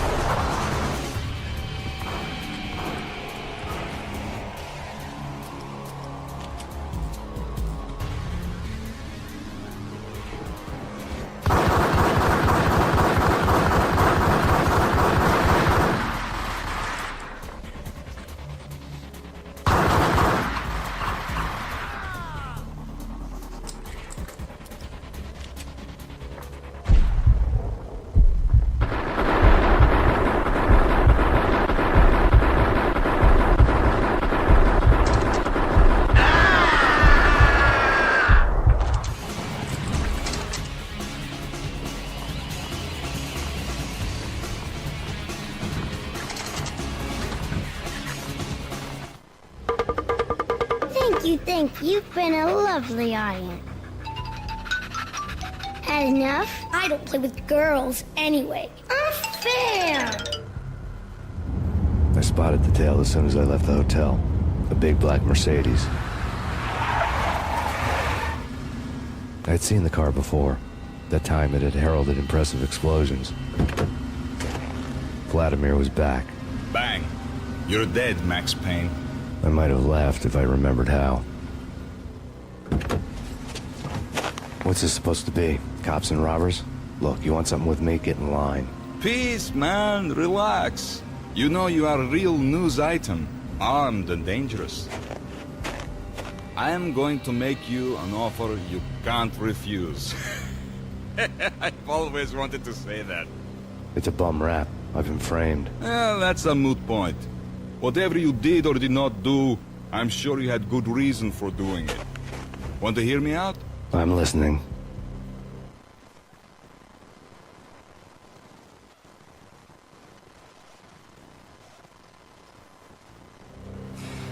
Punchinello messing with V is bad for business all around. But that's not all. There is this guy, Boris Stein, used to pull jobs for me. He's the captain of the cargo ship Charon. Now the bastard turncoat has gone over to the other side, Punchinello's. The ship's loaded with high-res hardware, guns, my business. If Punchinello gets hold of that cargo, he's won and I have lost. And you'll have your work cut out for you. If you want to get to Punchinello, you'll need heavy-duty persuaders. I am just the man to get them for you. Change the ship back under my flag, maybe pop 2 in the traitor Dime's head while you're at it. You'll get enough guns to start the apocalypse. You in or out? Let's get this show on the road. Vladimir was one of those old-time bad guys with honor and morals, which made him almost one of the good guys. None of us was a saint. The Brooklyn riverfront was a maze of rusty containers, sharp-boned cranes looming up from the snowstorm. On a night like this, you couldn't help but think of the dark army of dead men sleeping with the fishes, cement shoes in line. No Minotaur lurked in this labyrinth, but somewhere out there, on the clanking deck of his cargo freighter, the skipper of the Chiron was waiting, like the ferryman of the river Styx. Hey!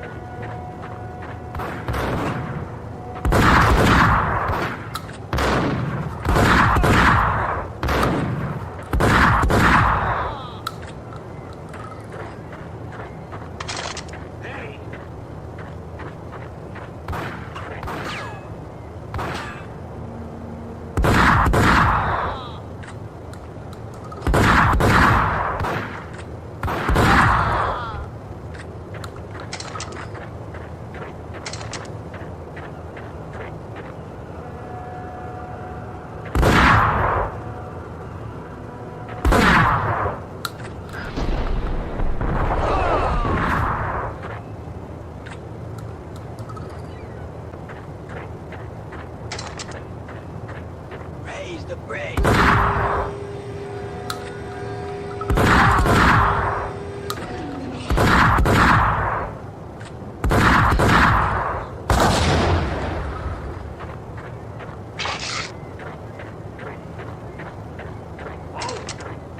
Rico Muerte? This way. In here.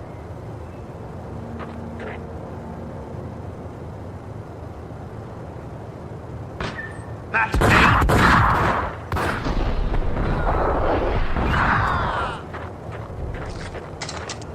I doubted the letter was a receipt.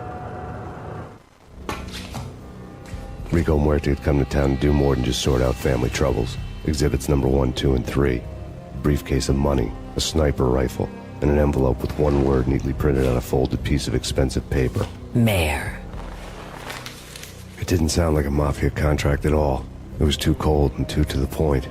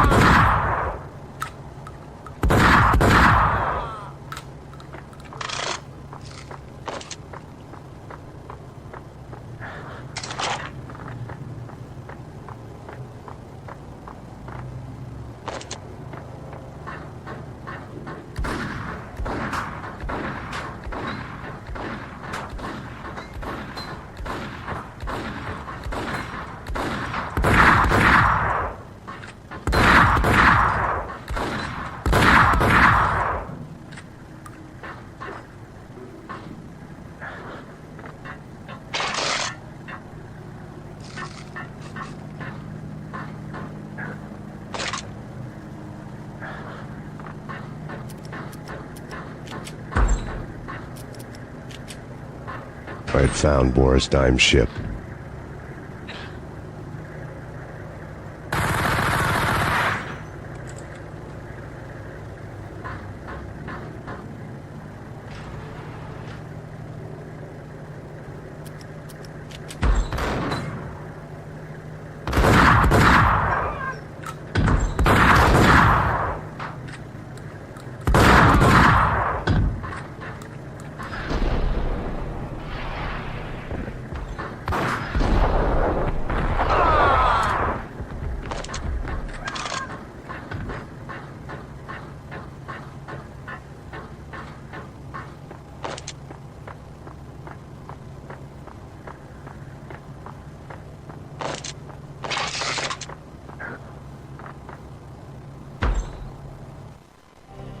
Rust had crept over the sides of the cargo steamer a long time ago. Boris Dime would be on board. I'd have to smoke half of his crew to even get near the gangplank. Guns were probably being kept in the hold, buried amidst the rats and oily water.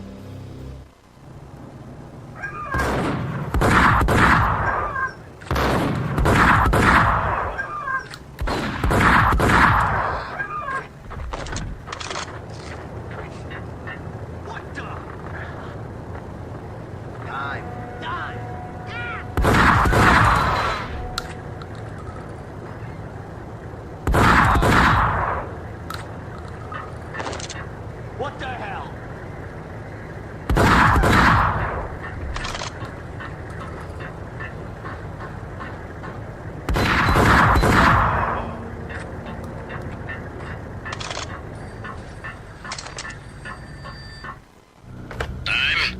Angelo Puccinello here. Angie, tell me, how much did Dime cost you?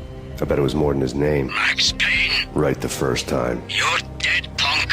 You sure you're not confusing me with Boris here? But you are right, of course. Pretty soon we should get together and have a talk. You son of a... Pissing Punchinello off was a dangerous game, but when people get mad, they make mistakes. I should know. That's where I wanted Punchinello, mad enough to trip over his own feet, preferably into a grave.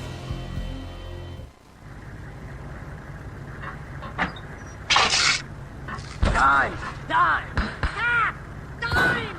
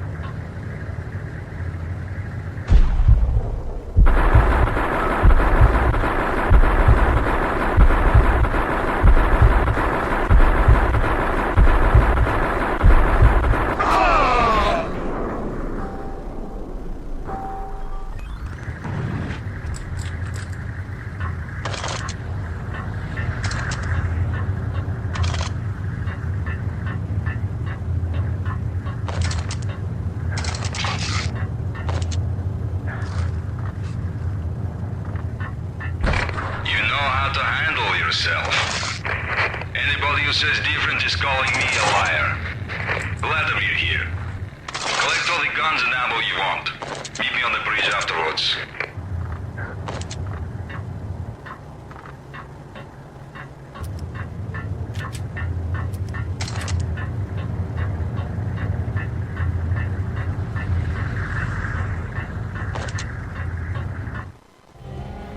Did you get everything you need? Check. I owe you. Anything you need. This is my solo. When I'm through, Punchinello won't be anybody's problem anymore. Clear as vodka. But anytime you get between a rock and a hard place, just whistle. This could be the beginning of a beautiful friendship. You really get a bang out of this big-time gangster act, don't you?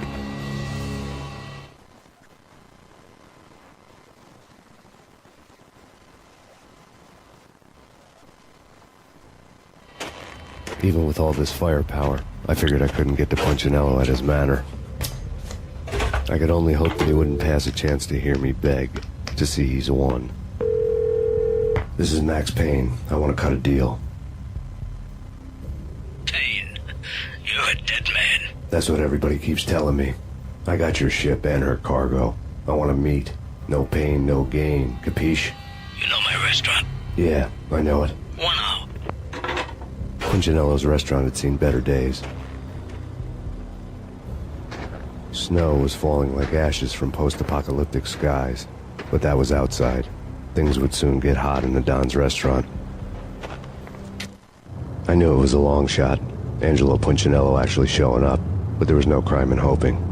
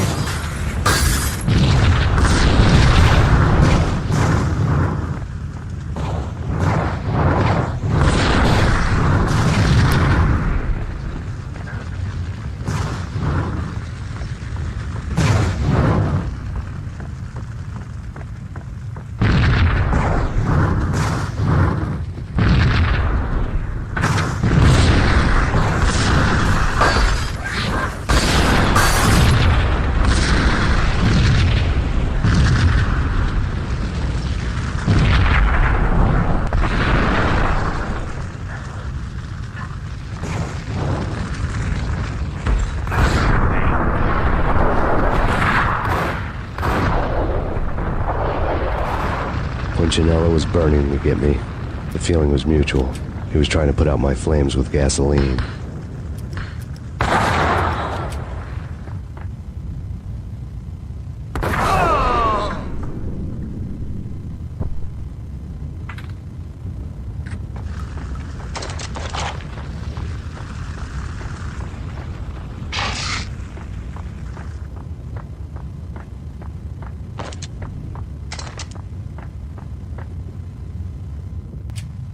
The mobsters have been guarding a real treasure. The way out of this disco inferno.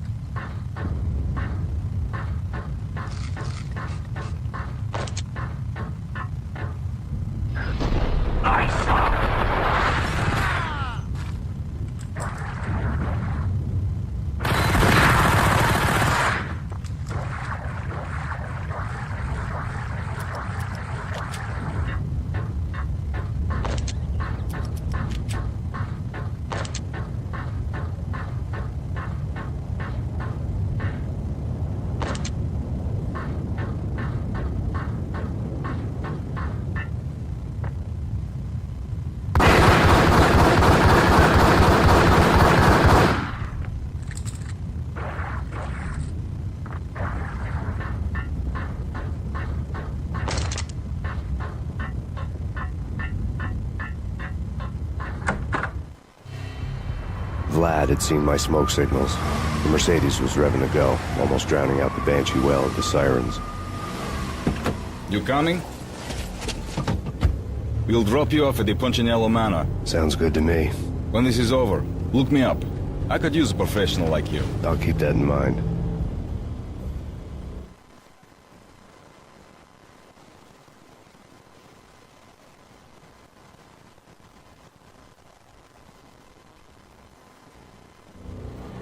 The night groaned with cold.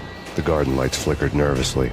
In their light, the falling snow was dead white before the darkness ate it up. I had heard the stories. The trio were mad dogs. They'd have hung the heads of their enemies over the manor gates if the capo had only let them. Punchinello wanted Payne. He'd see the pain. The trick in my situation was that there was no trick, no matter what the movies tell you. No rules, no secret mantra, no roadmap. It wasn't about how smart or how good you were. It was chaos and luck, and anyone who thought different was a fool. All you could do was to hang on madly, as long and as hard as you could. Someone had graciously left the back door open for me and killed the guards. My money was on Mona. I knew the trio would be standing between me and Punchinello. I had read their rap sheets, thick as phone books. No one would be walking out of here alive. The numbing cold of the broken night had followed me in. Upstairs, the trio tangoed down the manor halls to the silent rhythm of their murderous hearts. The blood of their victims rust on their lips. Vince Mugnano, Pilot Providence, a.k.a. Big Brother, and Joe Deadpan Salem. The pistol was a frozen lump in my hand, piercing the skin, gnawing me to the bone.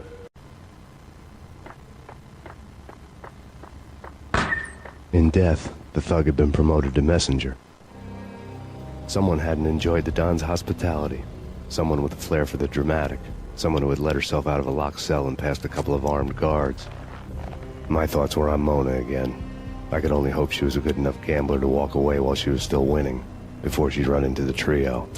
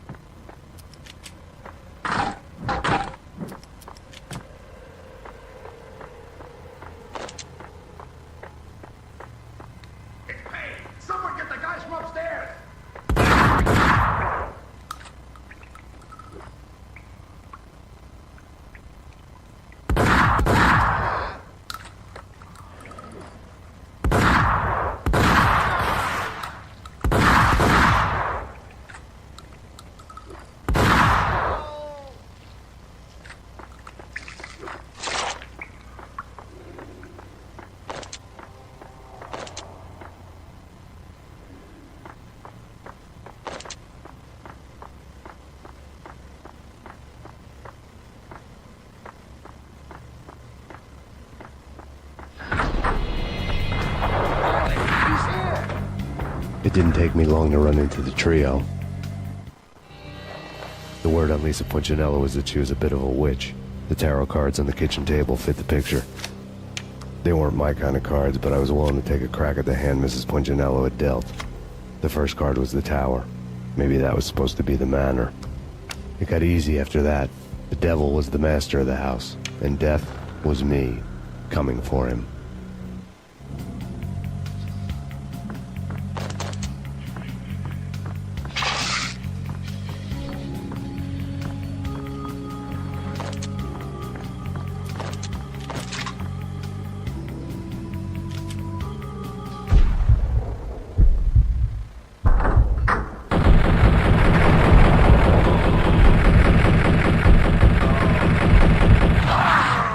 One down, two to go.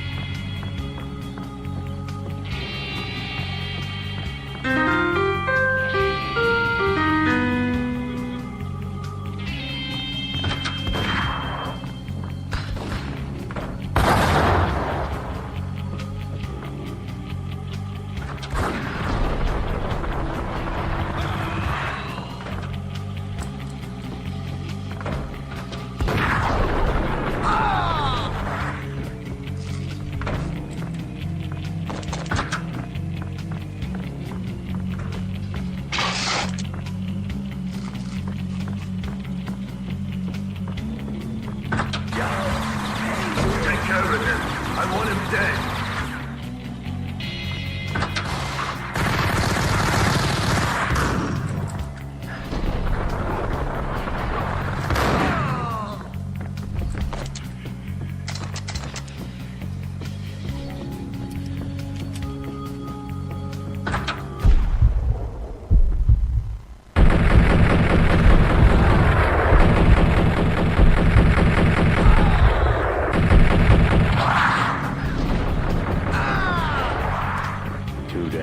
One to go.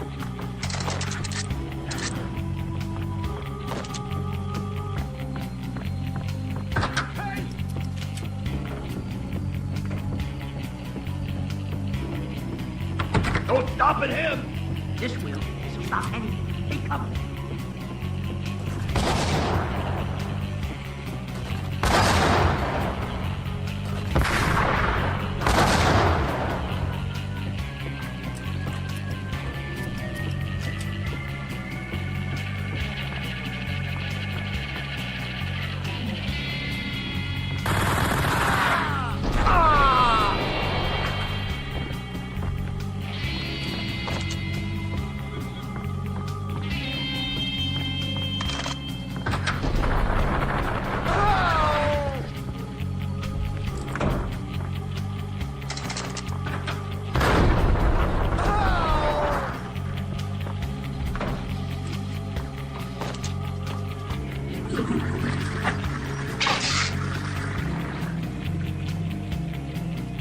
It was too late for her.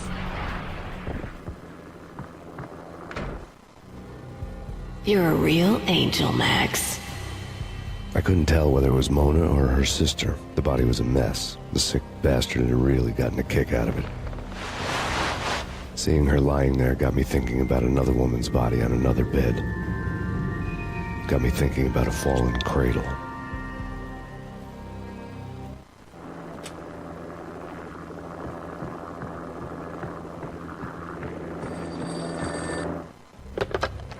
Max Payne. Talk to me. Alfred Woden. You've got company. An armed helicopter just landed on the manor grounds. You must hurry. The more the merrier. Vince Mignano.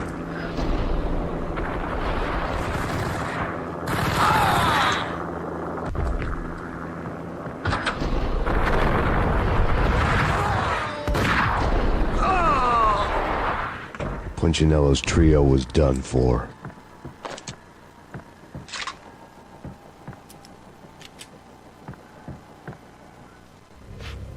Outside my door. Hurry. He's coming for me. You gotta hurry. Please. I could hear Punchinello on the phone begging for help. He should have been saying his goodbyes. Punchinello was a pushover. The moment I stepped into the room, he folded like a deuce before a royal flush. No, wait.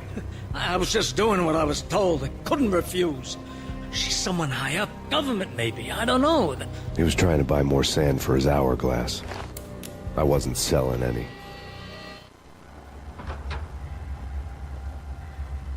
No, I told him not to.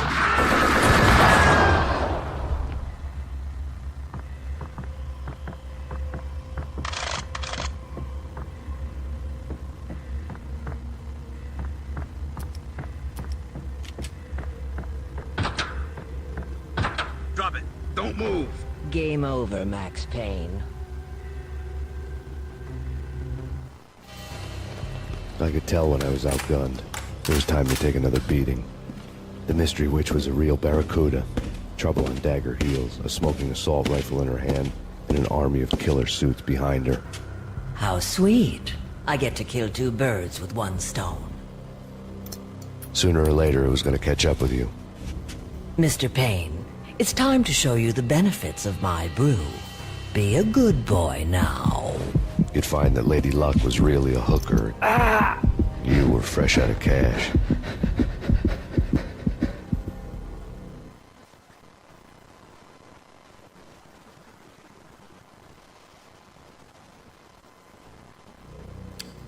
Gentlemen, we're done here. Take me to Cold Steel. She had just given me an OD of Valkyr. I could feel green fire eating my brains. They turned to steam. They did a fade on me. I'd never had a chance. The witch had got me just as sure as if she put a gun to my head and pulled the trigger. The shadows rushed me, bruised mugshot faces hungry for revenge. They knew my weak spots and closed in for the kill. The floor turned into a vortex of green blood. I fell. The flesh of fallen angels.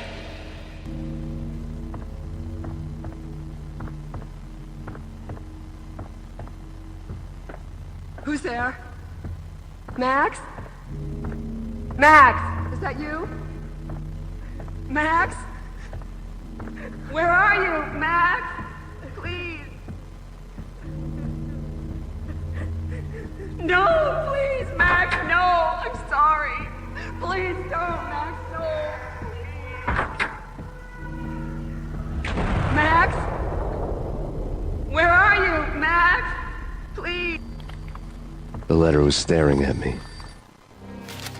There was something disturbingly familiar about the letter before me. The handwriting was all pretty curves. You're in a graphic novel. The truth split my skull open, a glaring green light washing the lies away. All of my past was just fragmented still shots, words hanging in the air like balloons. I was in a graphic novel. Funny as hell. It was the most horrible thing I could think of.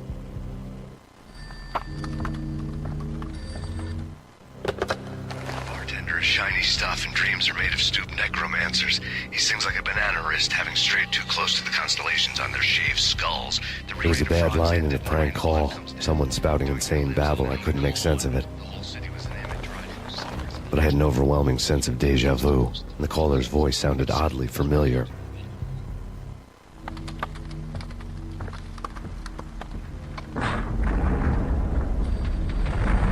The weird piece of paper looked dangerous. There was something disturbingly familiar about the letter before me. The handwriting was all pretty curves. You're in a computer game, Max. The truth was a burning green crack through my brain, weapon statistics hanging in the air, glimpsed out of the corner of my eye, endless repetition of the act of shooting, time slowing down to show off my moves, the paranoid feel of someone controlling my every step. I was in a computer game. Funny as hell, it was the most horrible thing I could think of.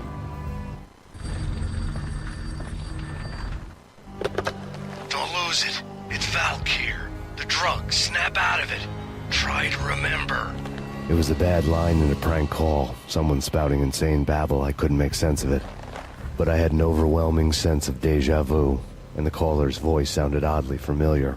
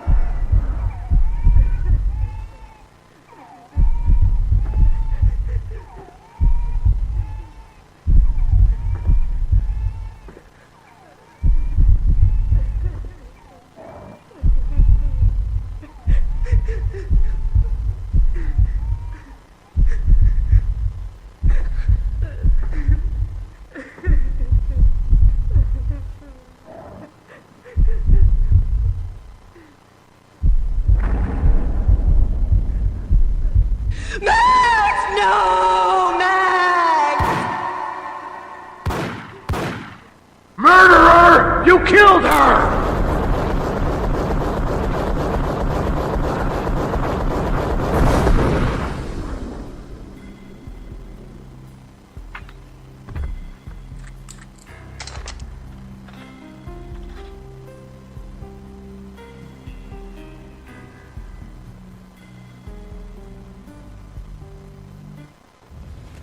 Max, something happened at the office today. A strange memo. Something about Vikings. Honey, I gotta run. You can tell me all about it this evening. Have a nice day, darling. The bullet holes were rubies on her chest, blood glowing on her ivory skin. She was so beautiful.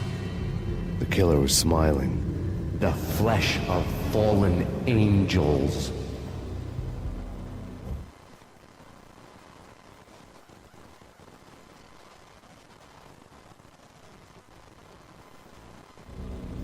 Slowly, the green nightmare faded, leaving dark stains on my soul that would never come off. I felt like flatlining. I was all shook up.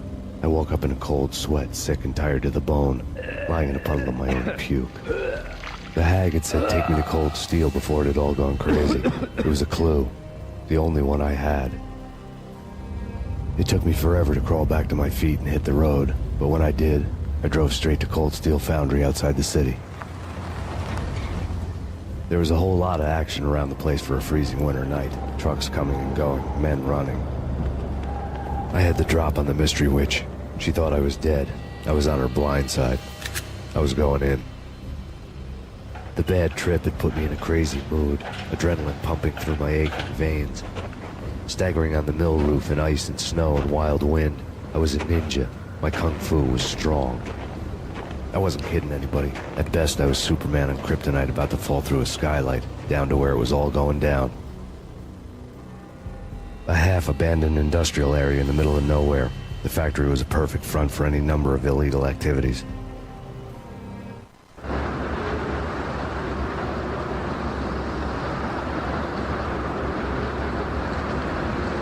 In the belly of the plant, molten metal boiled and bubbled like a witch's brew.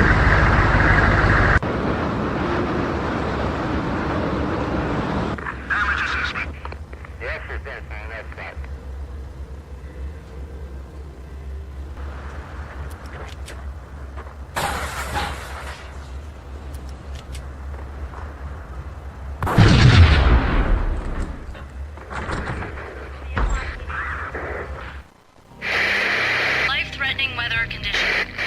A record-breaking killer storm. In the city's history. Vehicles stuck in snow. Heavy snowfall. Forecast shows. Severe weather is expected to continue. Out in the night, snow fell like confetti over the Devil's Parade. The storm was anything but over.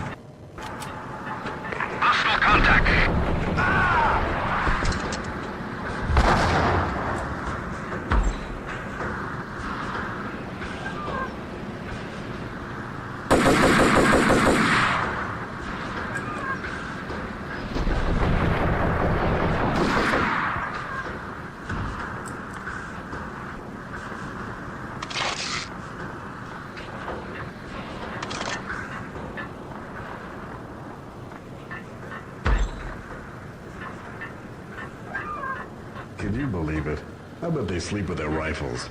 I bet they've given them names. I guess. So, you don't have a name for your gun? Hello? Hell no. You do?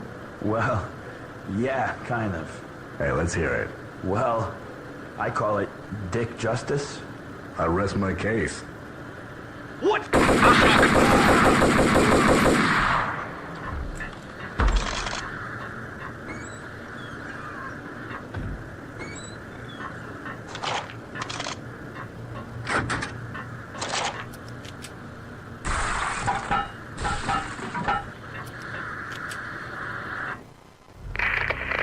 Perimeter breached.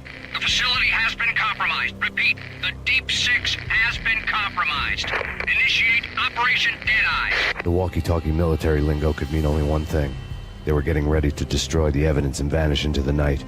I was so close. The hidden truths were just around the corner.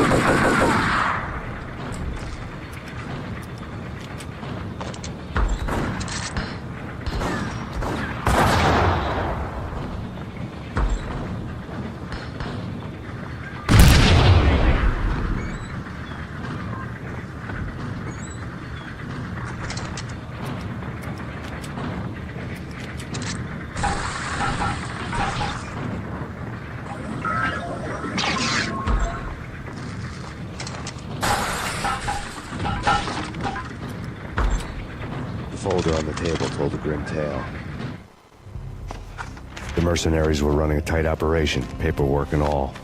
Merchandise missing again. A chemist had tried to smuggle it out for his own private party. Locked him up in cell B7 in D6's old test facility to wait for proper processing. I was close enough to hear the secrets, just beyond the next doorway.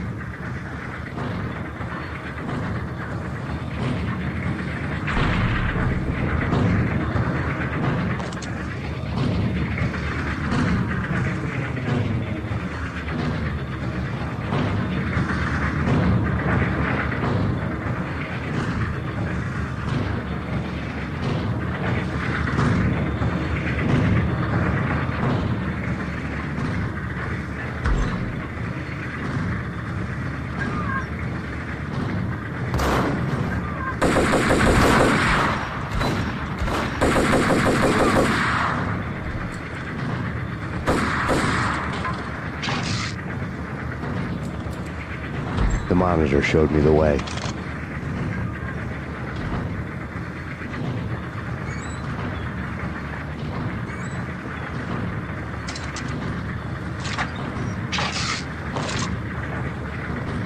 Processing diagrams fill the control room screens, all but one. An elevator titled D6 on one of the screens, somewhere onwards, past rows of ovens, in the core of the plant.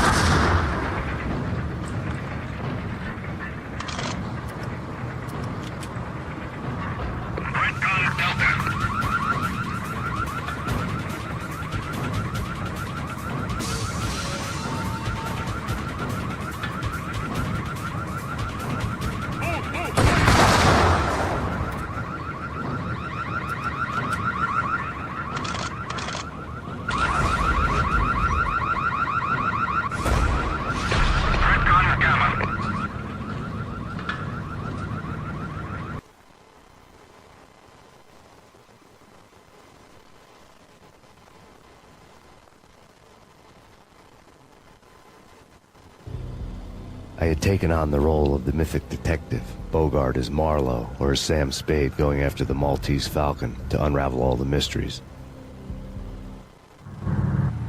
Following a path of clues to that final revelation, even if it would take me down to the cold, cavernous depths of a grave. Well, you can't do this. My men are still inside. Do you have any idea why this is called Operation Dead Eyes?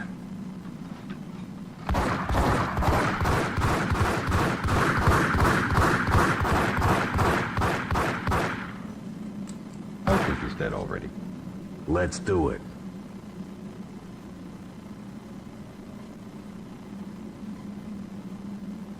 Attention all personnel.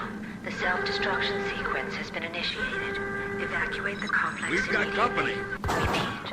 The self-destruction sequence has been initiated. Proceed to the nearest exit immediately.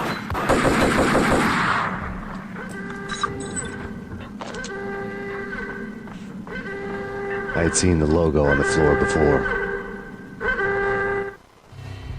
There was an old army bunker under the steel mill. I knew the military plaque on the floor. I had seen 1,000 variations of the insignia on crumbling brick walls everywhere in the city. The sword replaced by a syringe. Project Valhalla, V for Valkyr, V for Valhalla. All of a sudden it read like a crackpot conspiracy theory.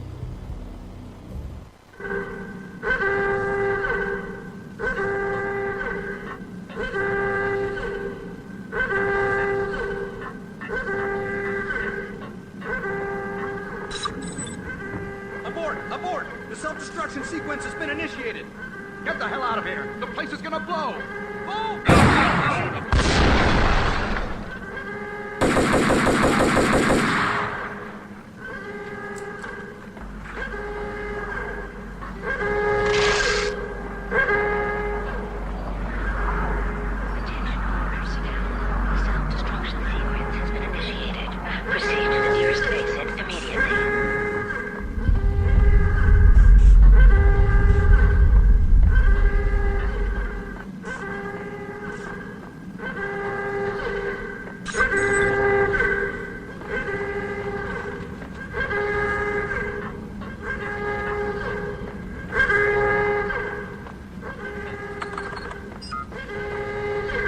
Like everything else in the Valkyr case, the door code was a mystery to me.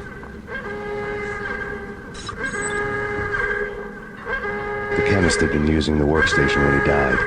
The half-life of the lab rat had ended online, his password blinking on the screen.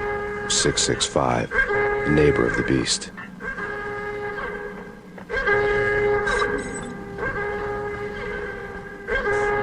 Decontamination in progress.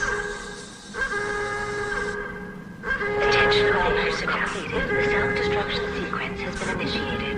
Proceed to the nearest exit immediately.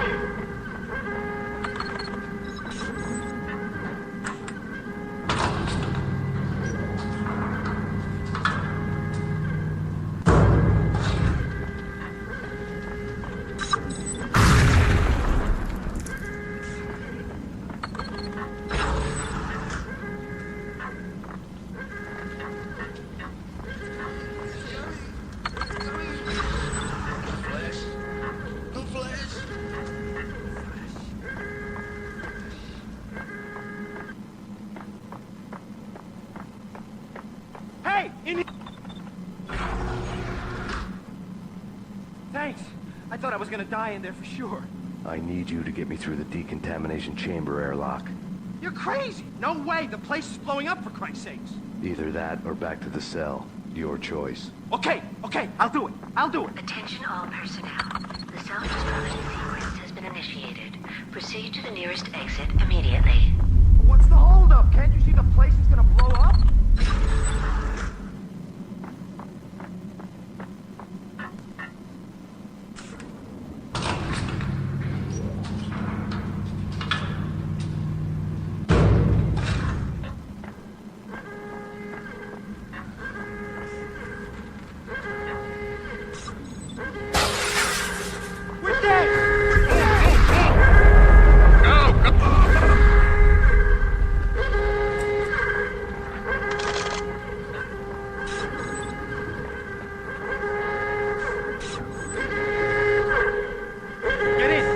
you through. After this, you can go.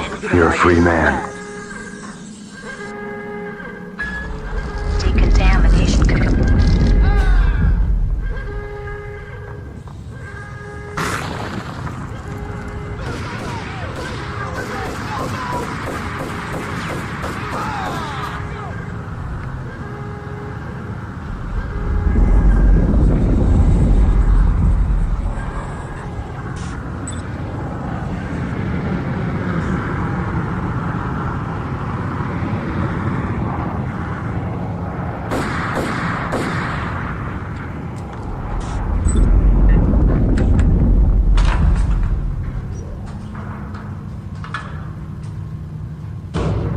I was caught in the middle of the deadly web that was the Valkyr case.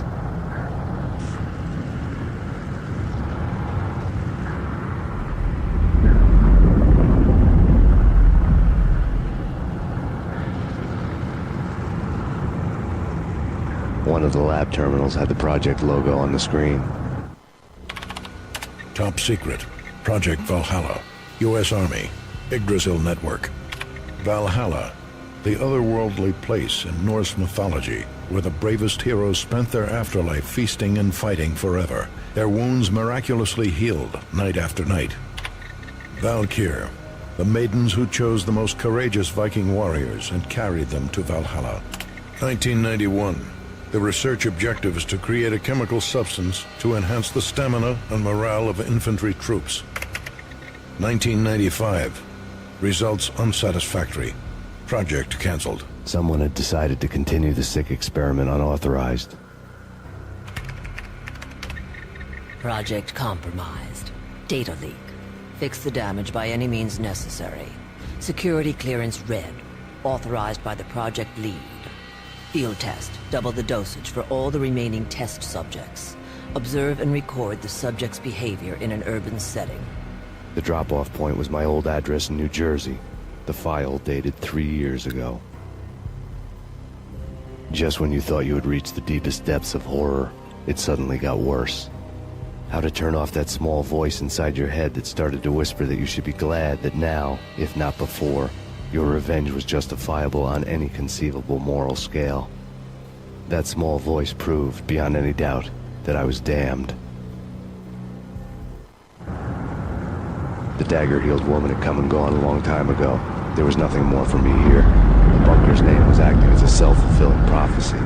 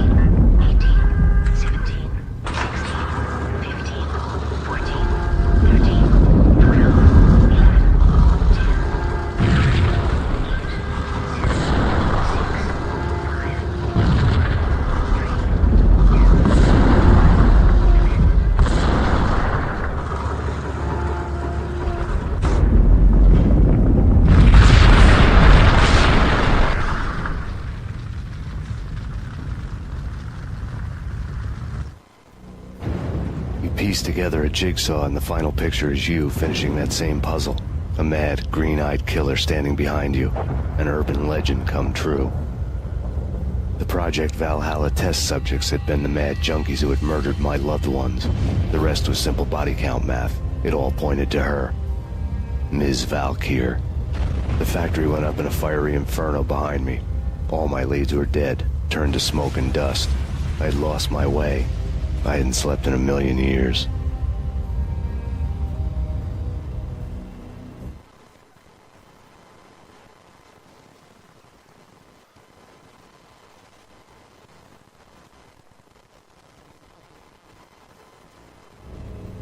I felt thin as death.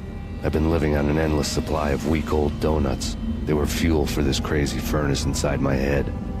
I couldn't remember when I had last seen the sun. I was on a permanent graveyard shift. When the darkness fell, New York City became something else, any old Sinatra song notwithstanding. Bad things happened in the night, on the streets of that other city, Noir York City. I was in an all-night diner, downing cup after cup of coffee that tasted like engine oil, when a new message from BB got me back on the killer track. What the hell happened at Roscoe Street? Maxie, I'm going out on a limb here. We need to talk this through, come up with a plan. 2:30 a.m., the Choir Communications Garage. The more I thought about Alex's murder and the frame-up, the more it felt like an inside job. I should have seen it coming. BB had sold me out, and now he wanted to finish what he'd started. The garage was dead. BB showed up in his tailor-made suit, gold watch, and cufflinks to match, all way beyond a cop's pay. Maxie. Oozing suave charm, he was guilty as hell. What the hell does BB stand for anyway? Backstabbing bastard? Come on, don't be like that. Have a cigar. I don't smoke. Maxie, you have no idea how big this is. It's huge. You have no idea. I think I do. You're a bribe-taking bent cop who sold out his partner. Those mobsters in the subway were a dead giveaway. Hard to miss. Bet it was exactly like this with Alex. Up close and personal. You can't win this one, Max. No, but I can make damn sure none of you do either. BB turned out to be another cardboard cutout bad guy.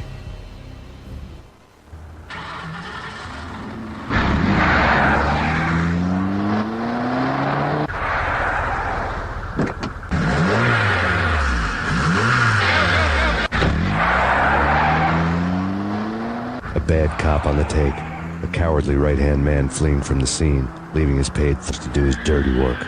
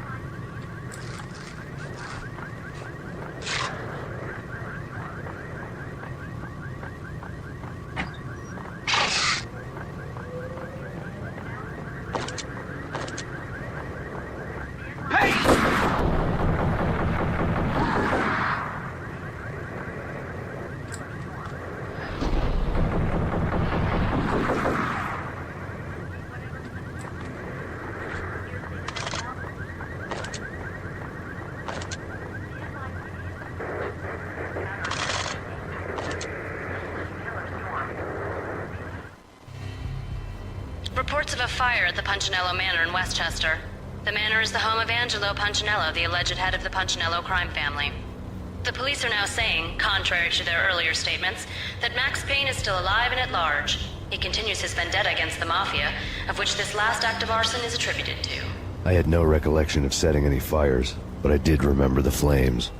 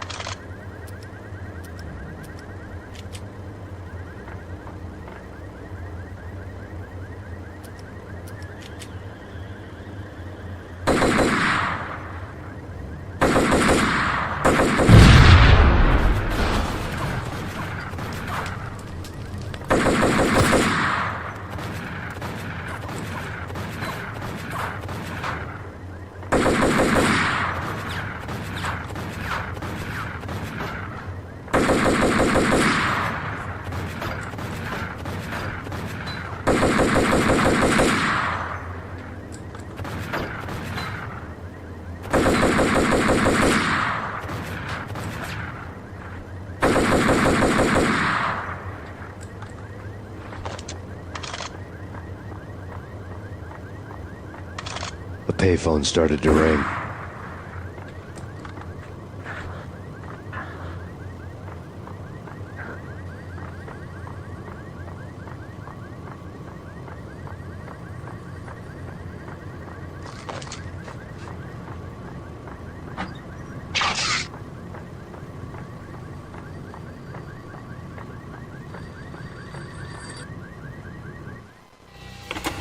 Yeah. Max Payne? Whatever does it for you. This is Alfred Woden. I can give you the name of your enemy. Come to the Asgard building presently. We are expecting you.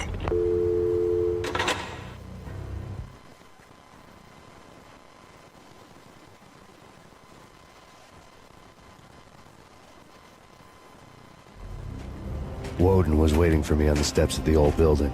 Mr. Payne, let's go inside. The others are anxious to begin. The others? Despite the general misconception, this building actually predates the City Hall by 2 years, thus being the oldest municipal building still in use here at the foot of the Brooklyn Bridge. No kidding. The old man played tour guide as he led me through a dark, domed hall. The answers I was after loomed large ahead. Mr. Payne, I would like to introduce you to my colleagues in what we call the Inner Circle. You've been watching too much X-Files. You have seen the files on Project Valhalla. We can fill the gaps, provide you with the information missing from those files. We were all involved in the early stages of the project during the Gulf War. What's the catch? We would very much like to blow this thing wide open, but our hands are tied. Her name is Nicole Horn.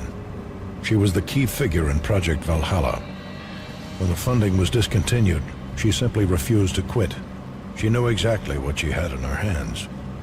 Nicole Horn is the president of Acer Corporation. She has more than half the city in her pocket. This must be kept under wraps. If you try to go public with this, we will deny any knowledge. We need you to take her out. Afterwards, we can protect you. Make all the charges go away.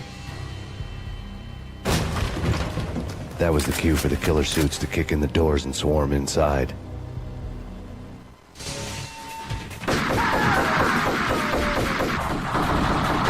It was an impressive floor show, but I decided to leave early anyway.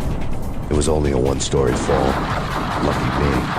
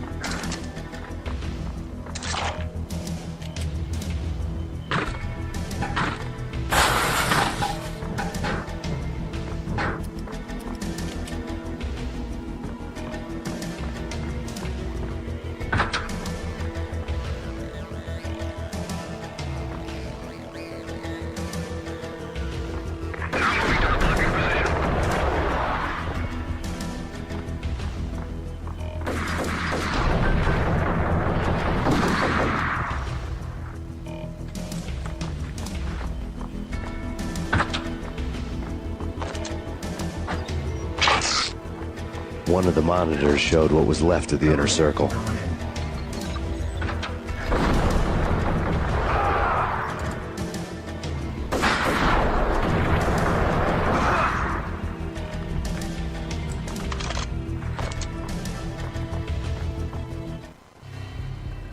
On screen, the so-called corpse of Alfred Woden stood up, miraculously waking from his dirt nap, looking smug among his dead pals.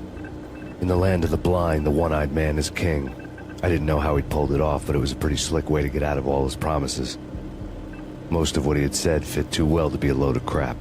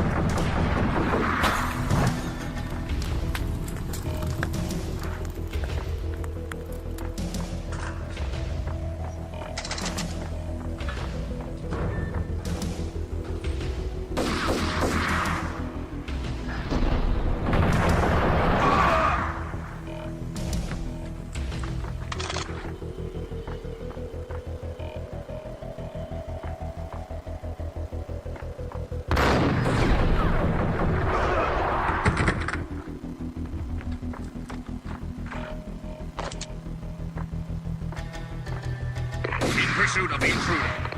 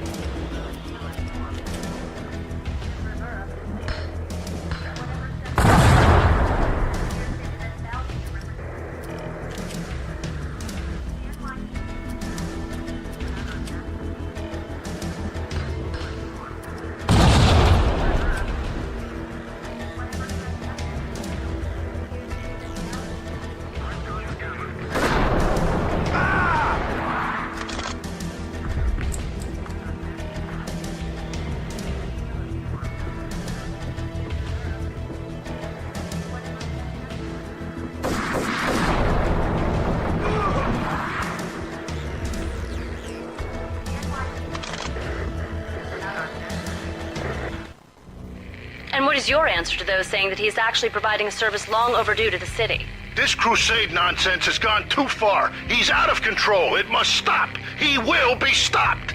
That was Deputy Chief Jim Rivera from the New York City Police Department.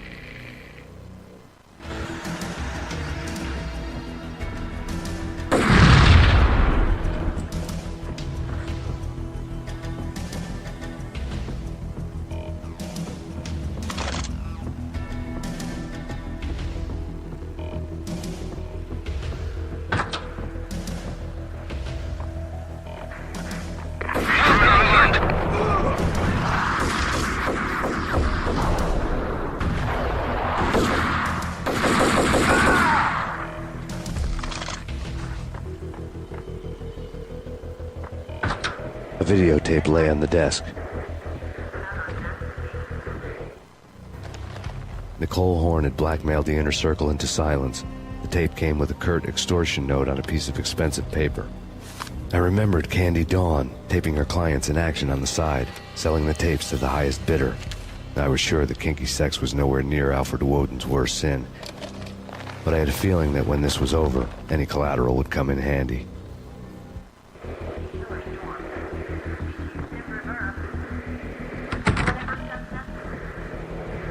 Woden had left me a present. Woden had taken care of my mission preps with military precision. The critical areas in the Acer Corporation headquarters blueprints were circled in red. The president's office was at the top of the building, right below her penthouse suite. The elevators were controlled by a security computer, part of the mainframe located underground below the building. The high-rise was sealed as tight as a sci-fi fortress.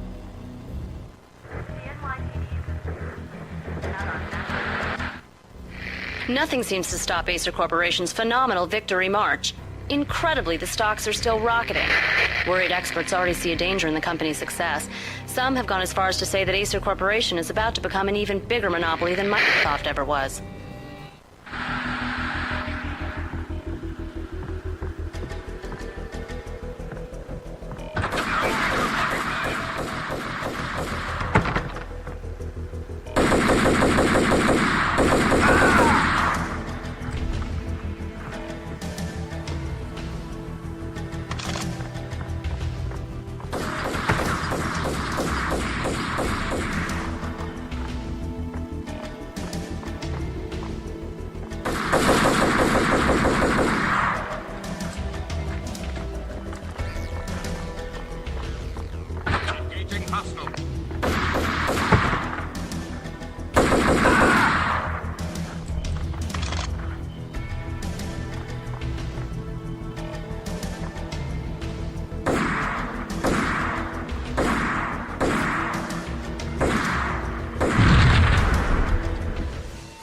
Go, go!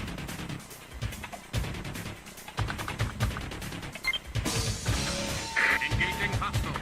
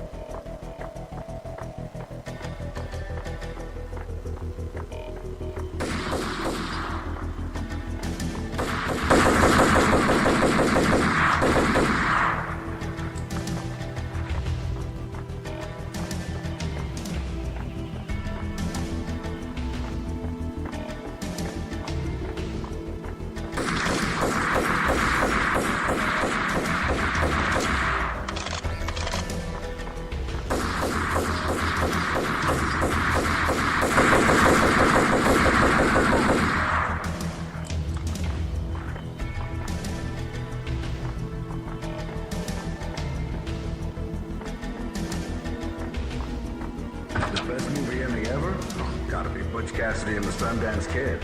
A hero's end, going out with guns blazing. Never heard of it. No? Okay, newer stuff then. The Usual Suspects, where Spacey walks out of the police station and suddenly loses his limb. Or hey, Seven, where Brad Pitt gets to that head-sized blood-soaked cardboard box. Now I know. Freaking zombie demons from outer space. Drowning in blood was cool. Oh, why do I even bother? Sometimes I... What the? Yo! Ah!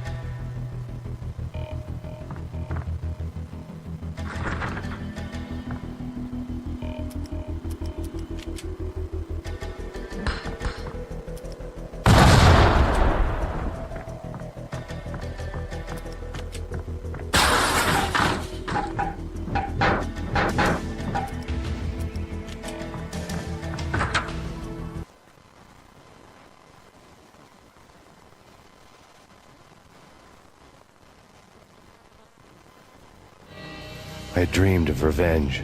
Those dreams were always nightmares, of coming close and then failing. Now I was close. I had a name to guide me, Nicole Horn. I had nothing to lose.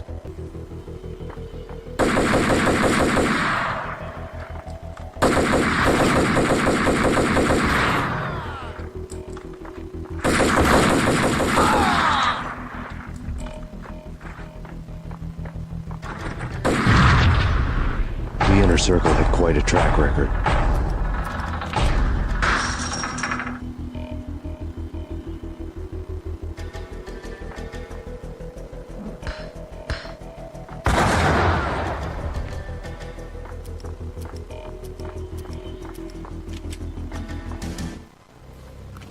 Project Valhalla had not been the only thing the Inner Circle had been involved in. There were rows of cabinets full of files. The Serpentine Secret Society went back a long way, always pulling strings from the shadows. I couldn't say I was sorry.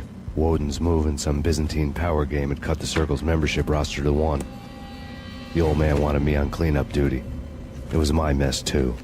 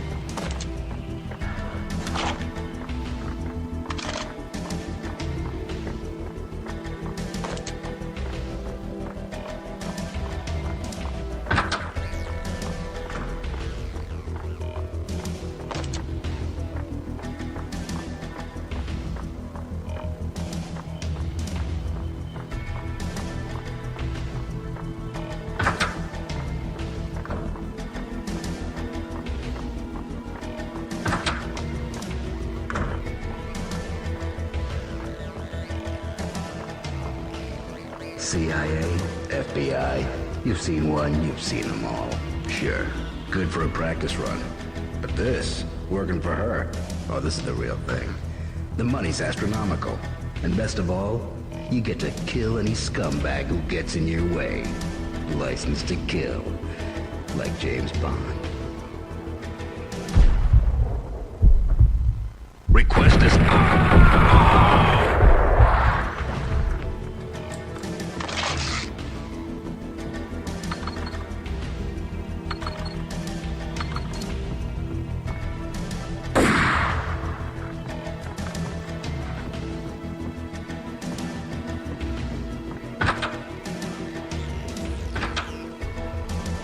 Take him down. Shoot to kill. Let's finish this.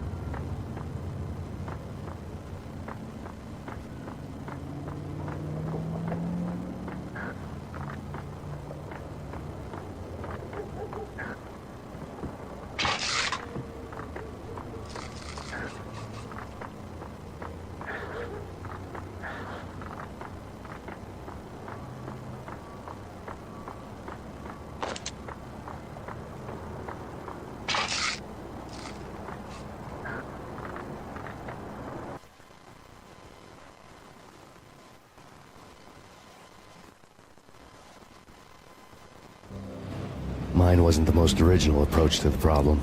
It wasn't as if it hadn't all been done before. An eye for an eye, the first principle of revenge. Old as dirt, still going strong. The cardinal rule in going after someone with an intention to kill was not to make it personal, which it almost always ended up being anyway. It did with me. I took my time, cruising around the city in the snow. There was no hurry. I knew what I had to do now. I took my time, thinking about it, building up the rage. When I was ready, I parked the stolen wheels at the front entrance of the Acer Corporation headquarters. Got out, got in, got cracking. I had a bullet with Nicole Horn's name on it. I had 10,000 bullets with the hag's name on them. She had ultra-high-tech security systems, enough mercenaries and weaponry to start World War III. There was no fear. New York disappeared behind a veil of snow. I had crossed the threshold. This was her domain, sleek and sexy and soulless, all glass and steel. A place of color-coded security key cards, metal detectors, and surveillance systems.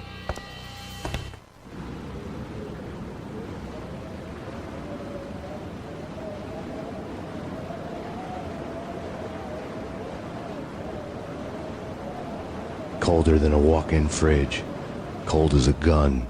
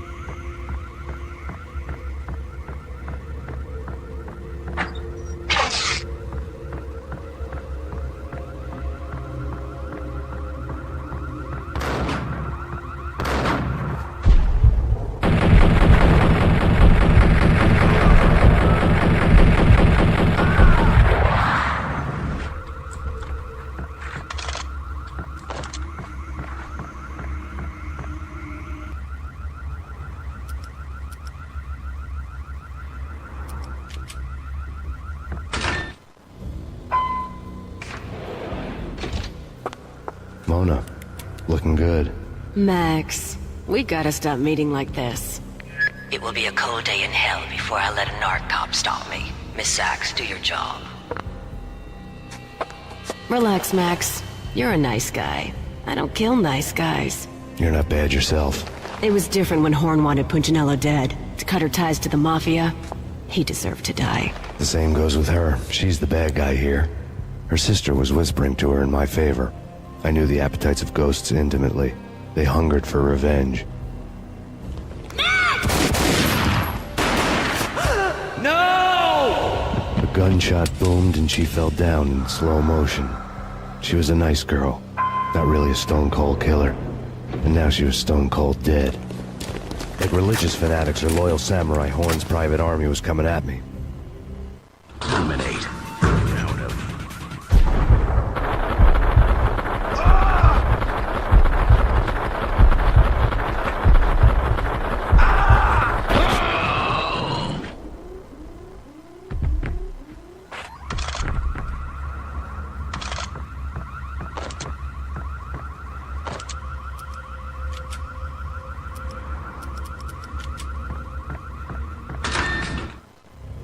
When the elevator came back down, Mona was gone. There was a lot of blood, but no body. Something clicked for the final time. My mind had never been so clear, as if somewhere high above the storm clouds were already gone, cold stars blazing from the black skies.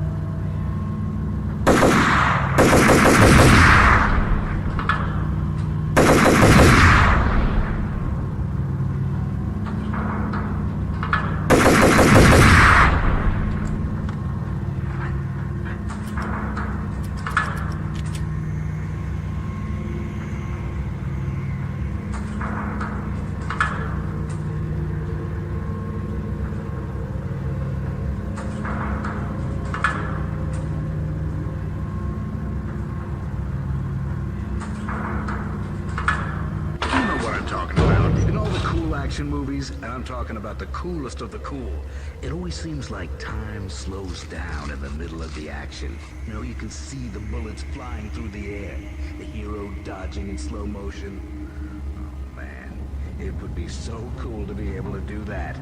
Bullet time, that's what they call it. Bullet time, yeah, would be so cool.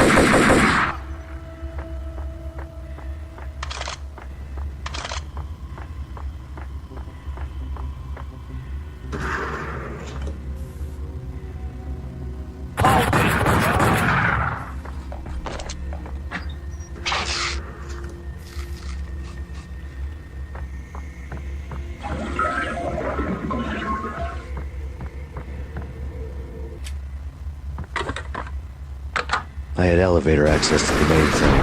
From there, I'd be able to override the security locks and get to her office.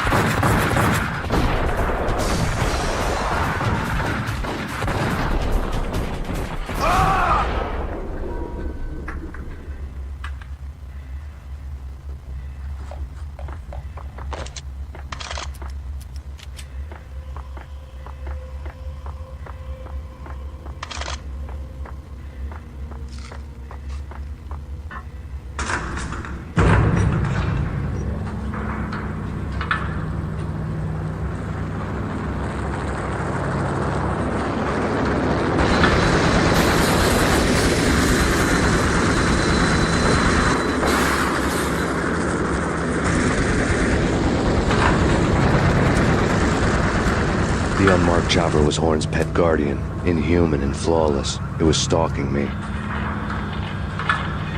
Don't be stereotyped. I'm not a cold-blooded killer. I'm a nice guy. I love my wife. I have 2 boys I'm very proud of. We just have to make the ends meet. And if that means I have to shoot someone now and then, hey, it's just my job from 9 to 5. Well, not quite from 9 to 5, but I hear you.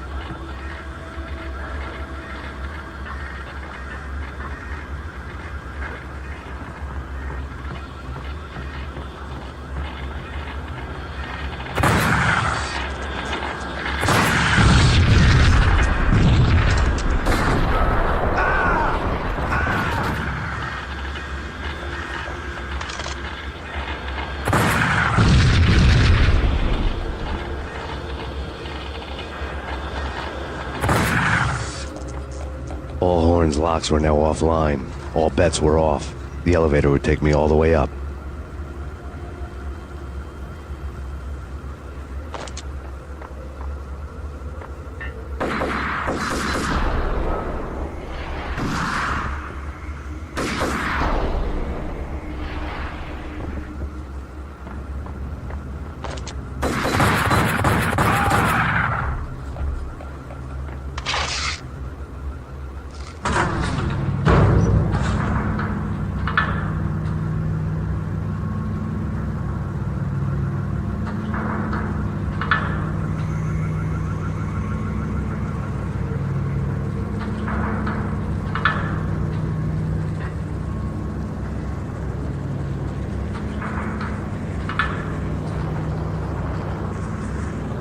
Seen from this height, the night seemed to stretch on to eternity.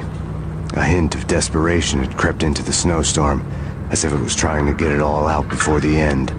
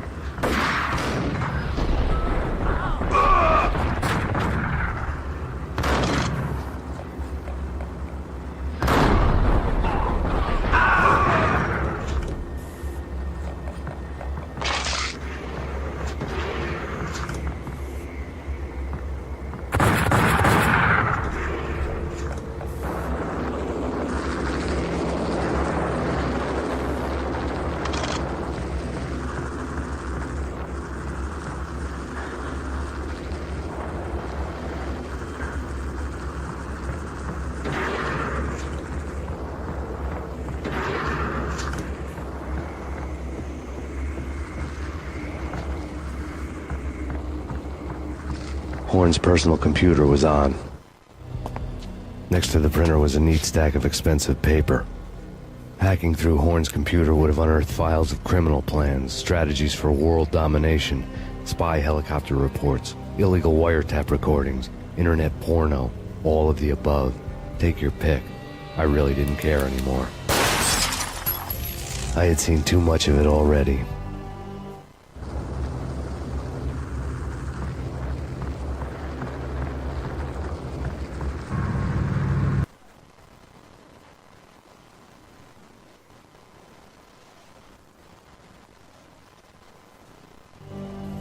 Valkyr had been meant to be a white-winged maiden that would lift you to a warrior's heaven, but it turned out to be a one-way demon ride to hell. The devil was in the drug. I knew. I had met him.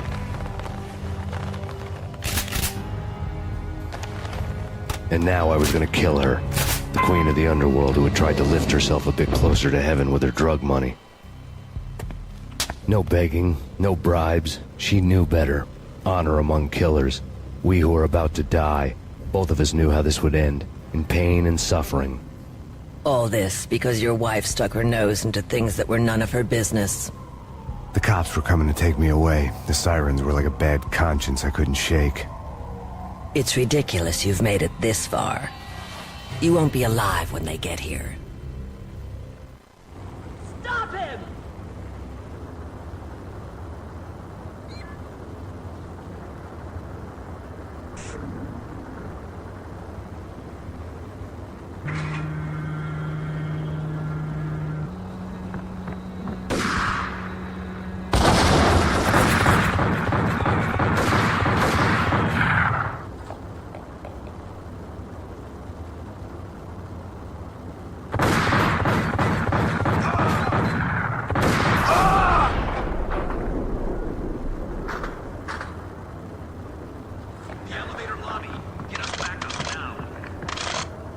Max Payne, this is futile.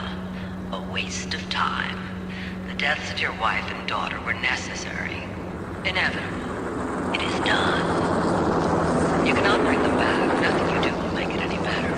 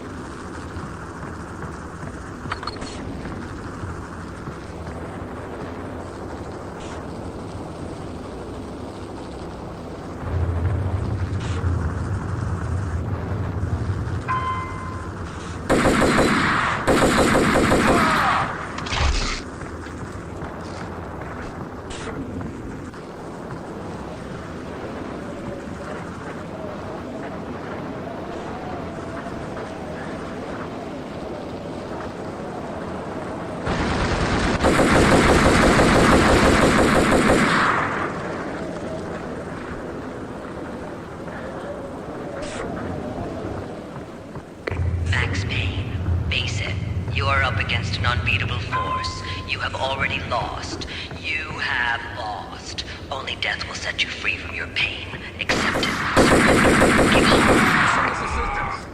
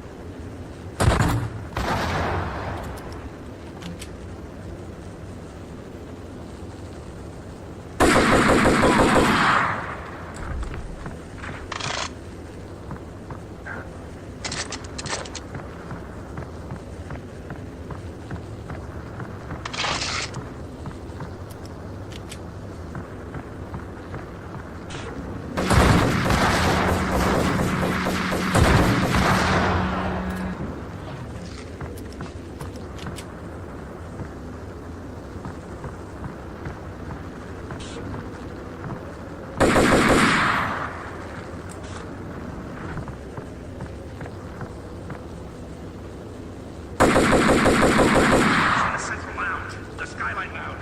Get in here.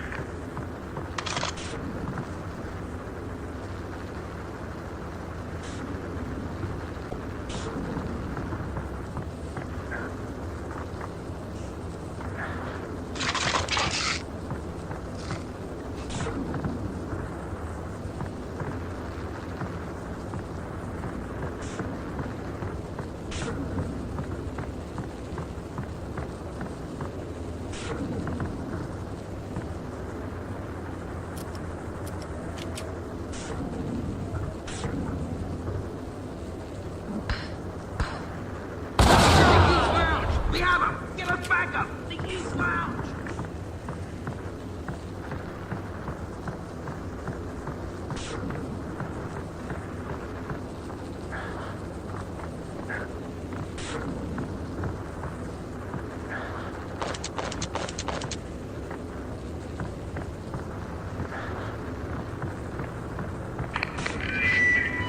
What do you mean he's unstoppable? You are superior to him in every way that counts. You are better trained, better equipped, you outnumber him at least 20 to 1. John.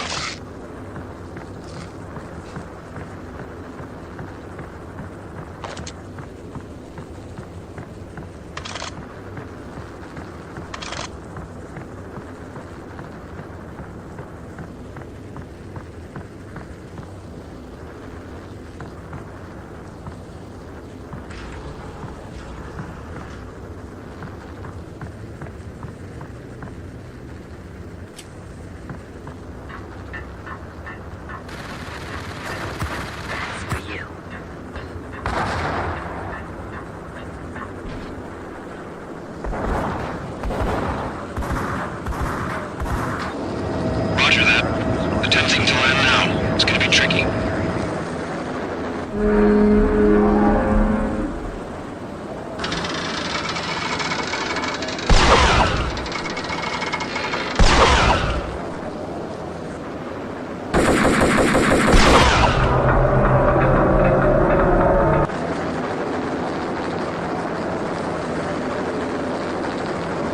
She's on board. We're out of here as soon as the wind dies down. Don't like the look of that mast.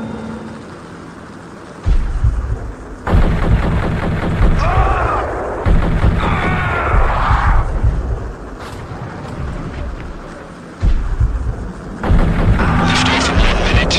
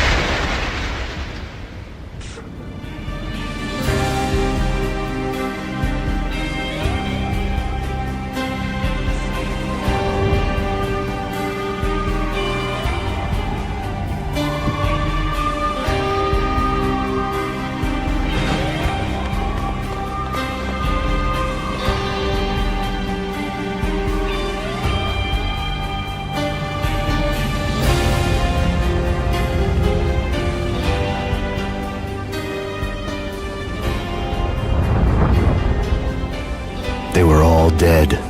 The final gunshot was an exclamation mark to everything that had led to this point. I released my finger from the trigger. And then it was all over. The storm seemed to lose its frenzy. The ragged clouds gave way to the stars above. Max Payne, this is Deputy Chief Jim Bravura from the NYPD.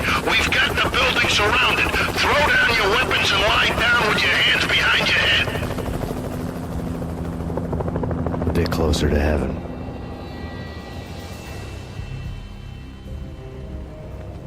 The cops' voices were distant and muted. Freeze! NYPD! Hold it right there!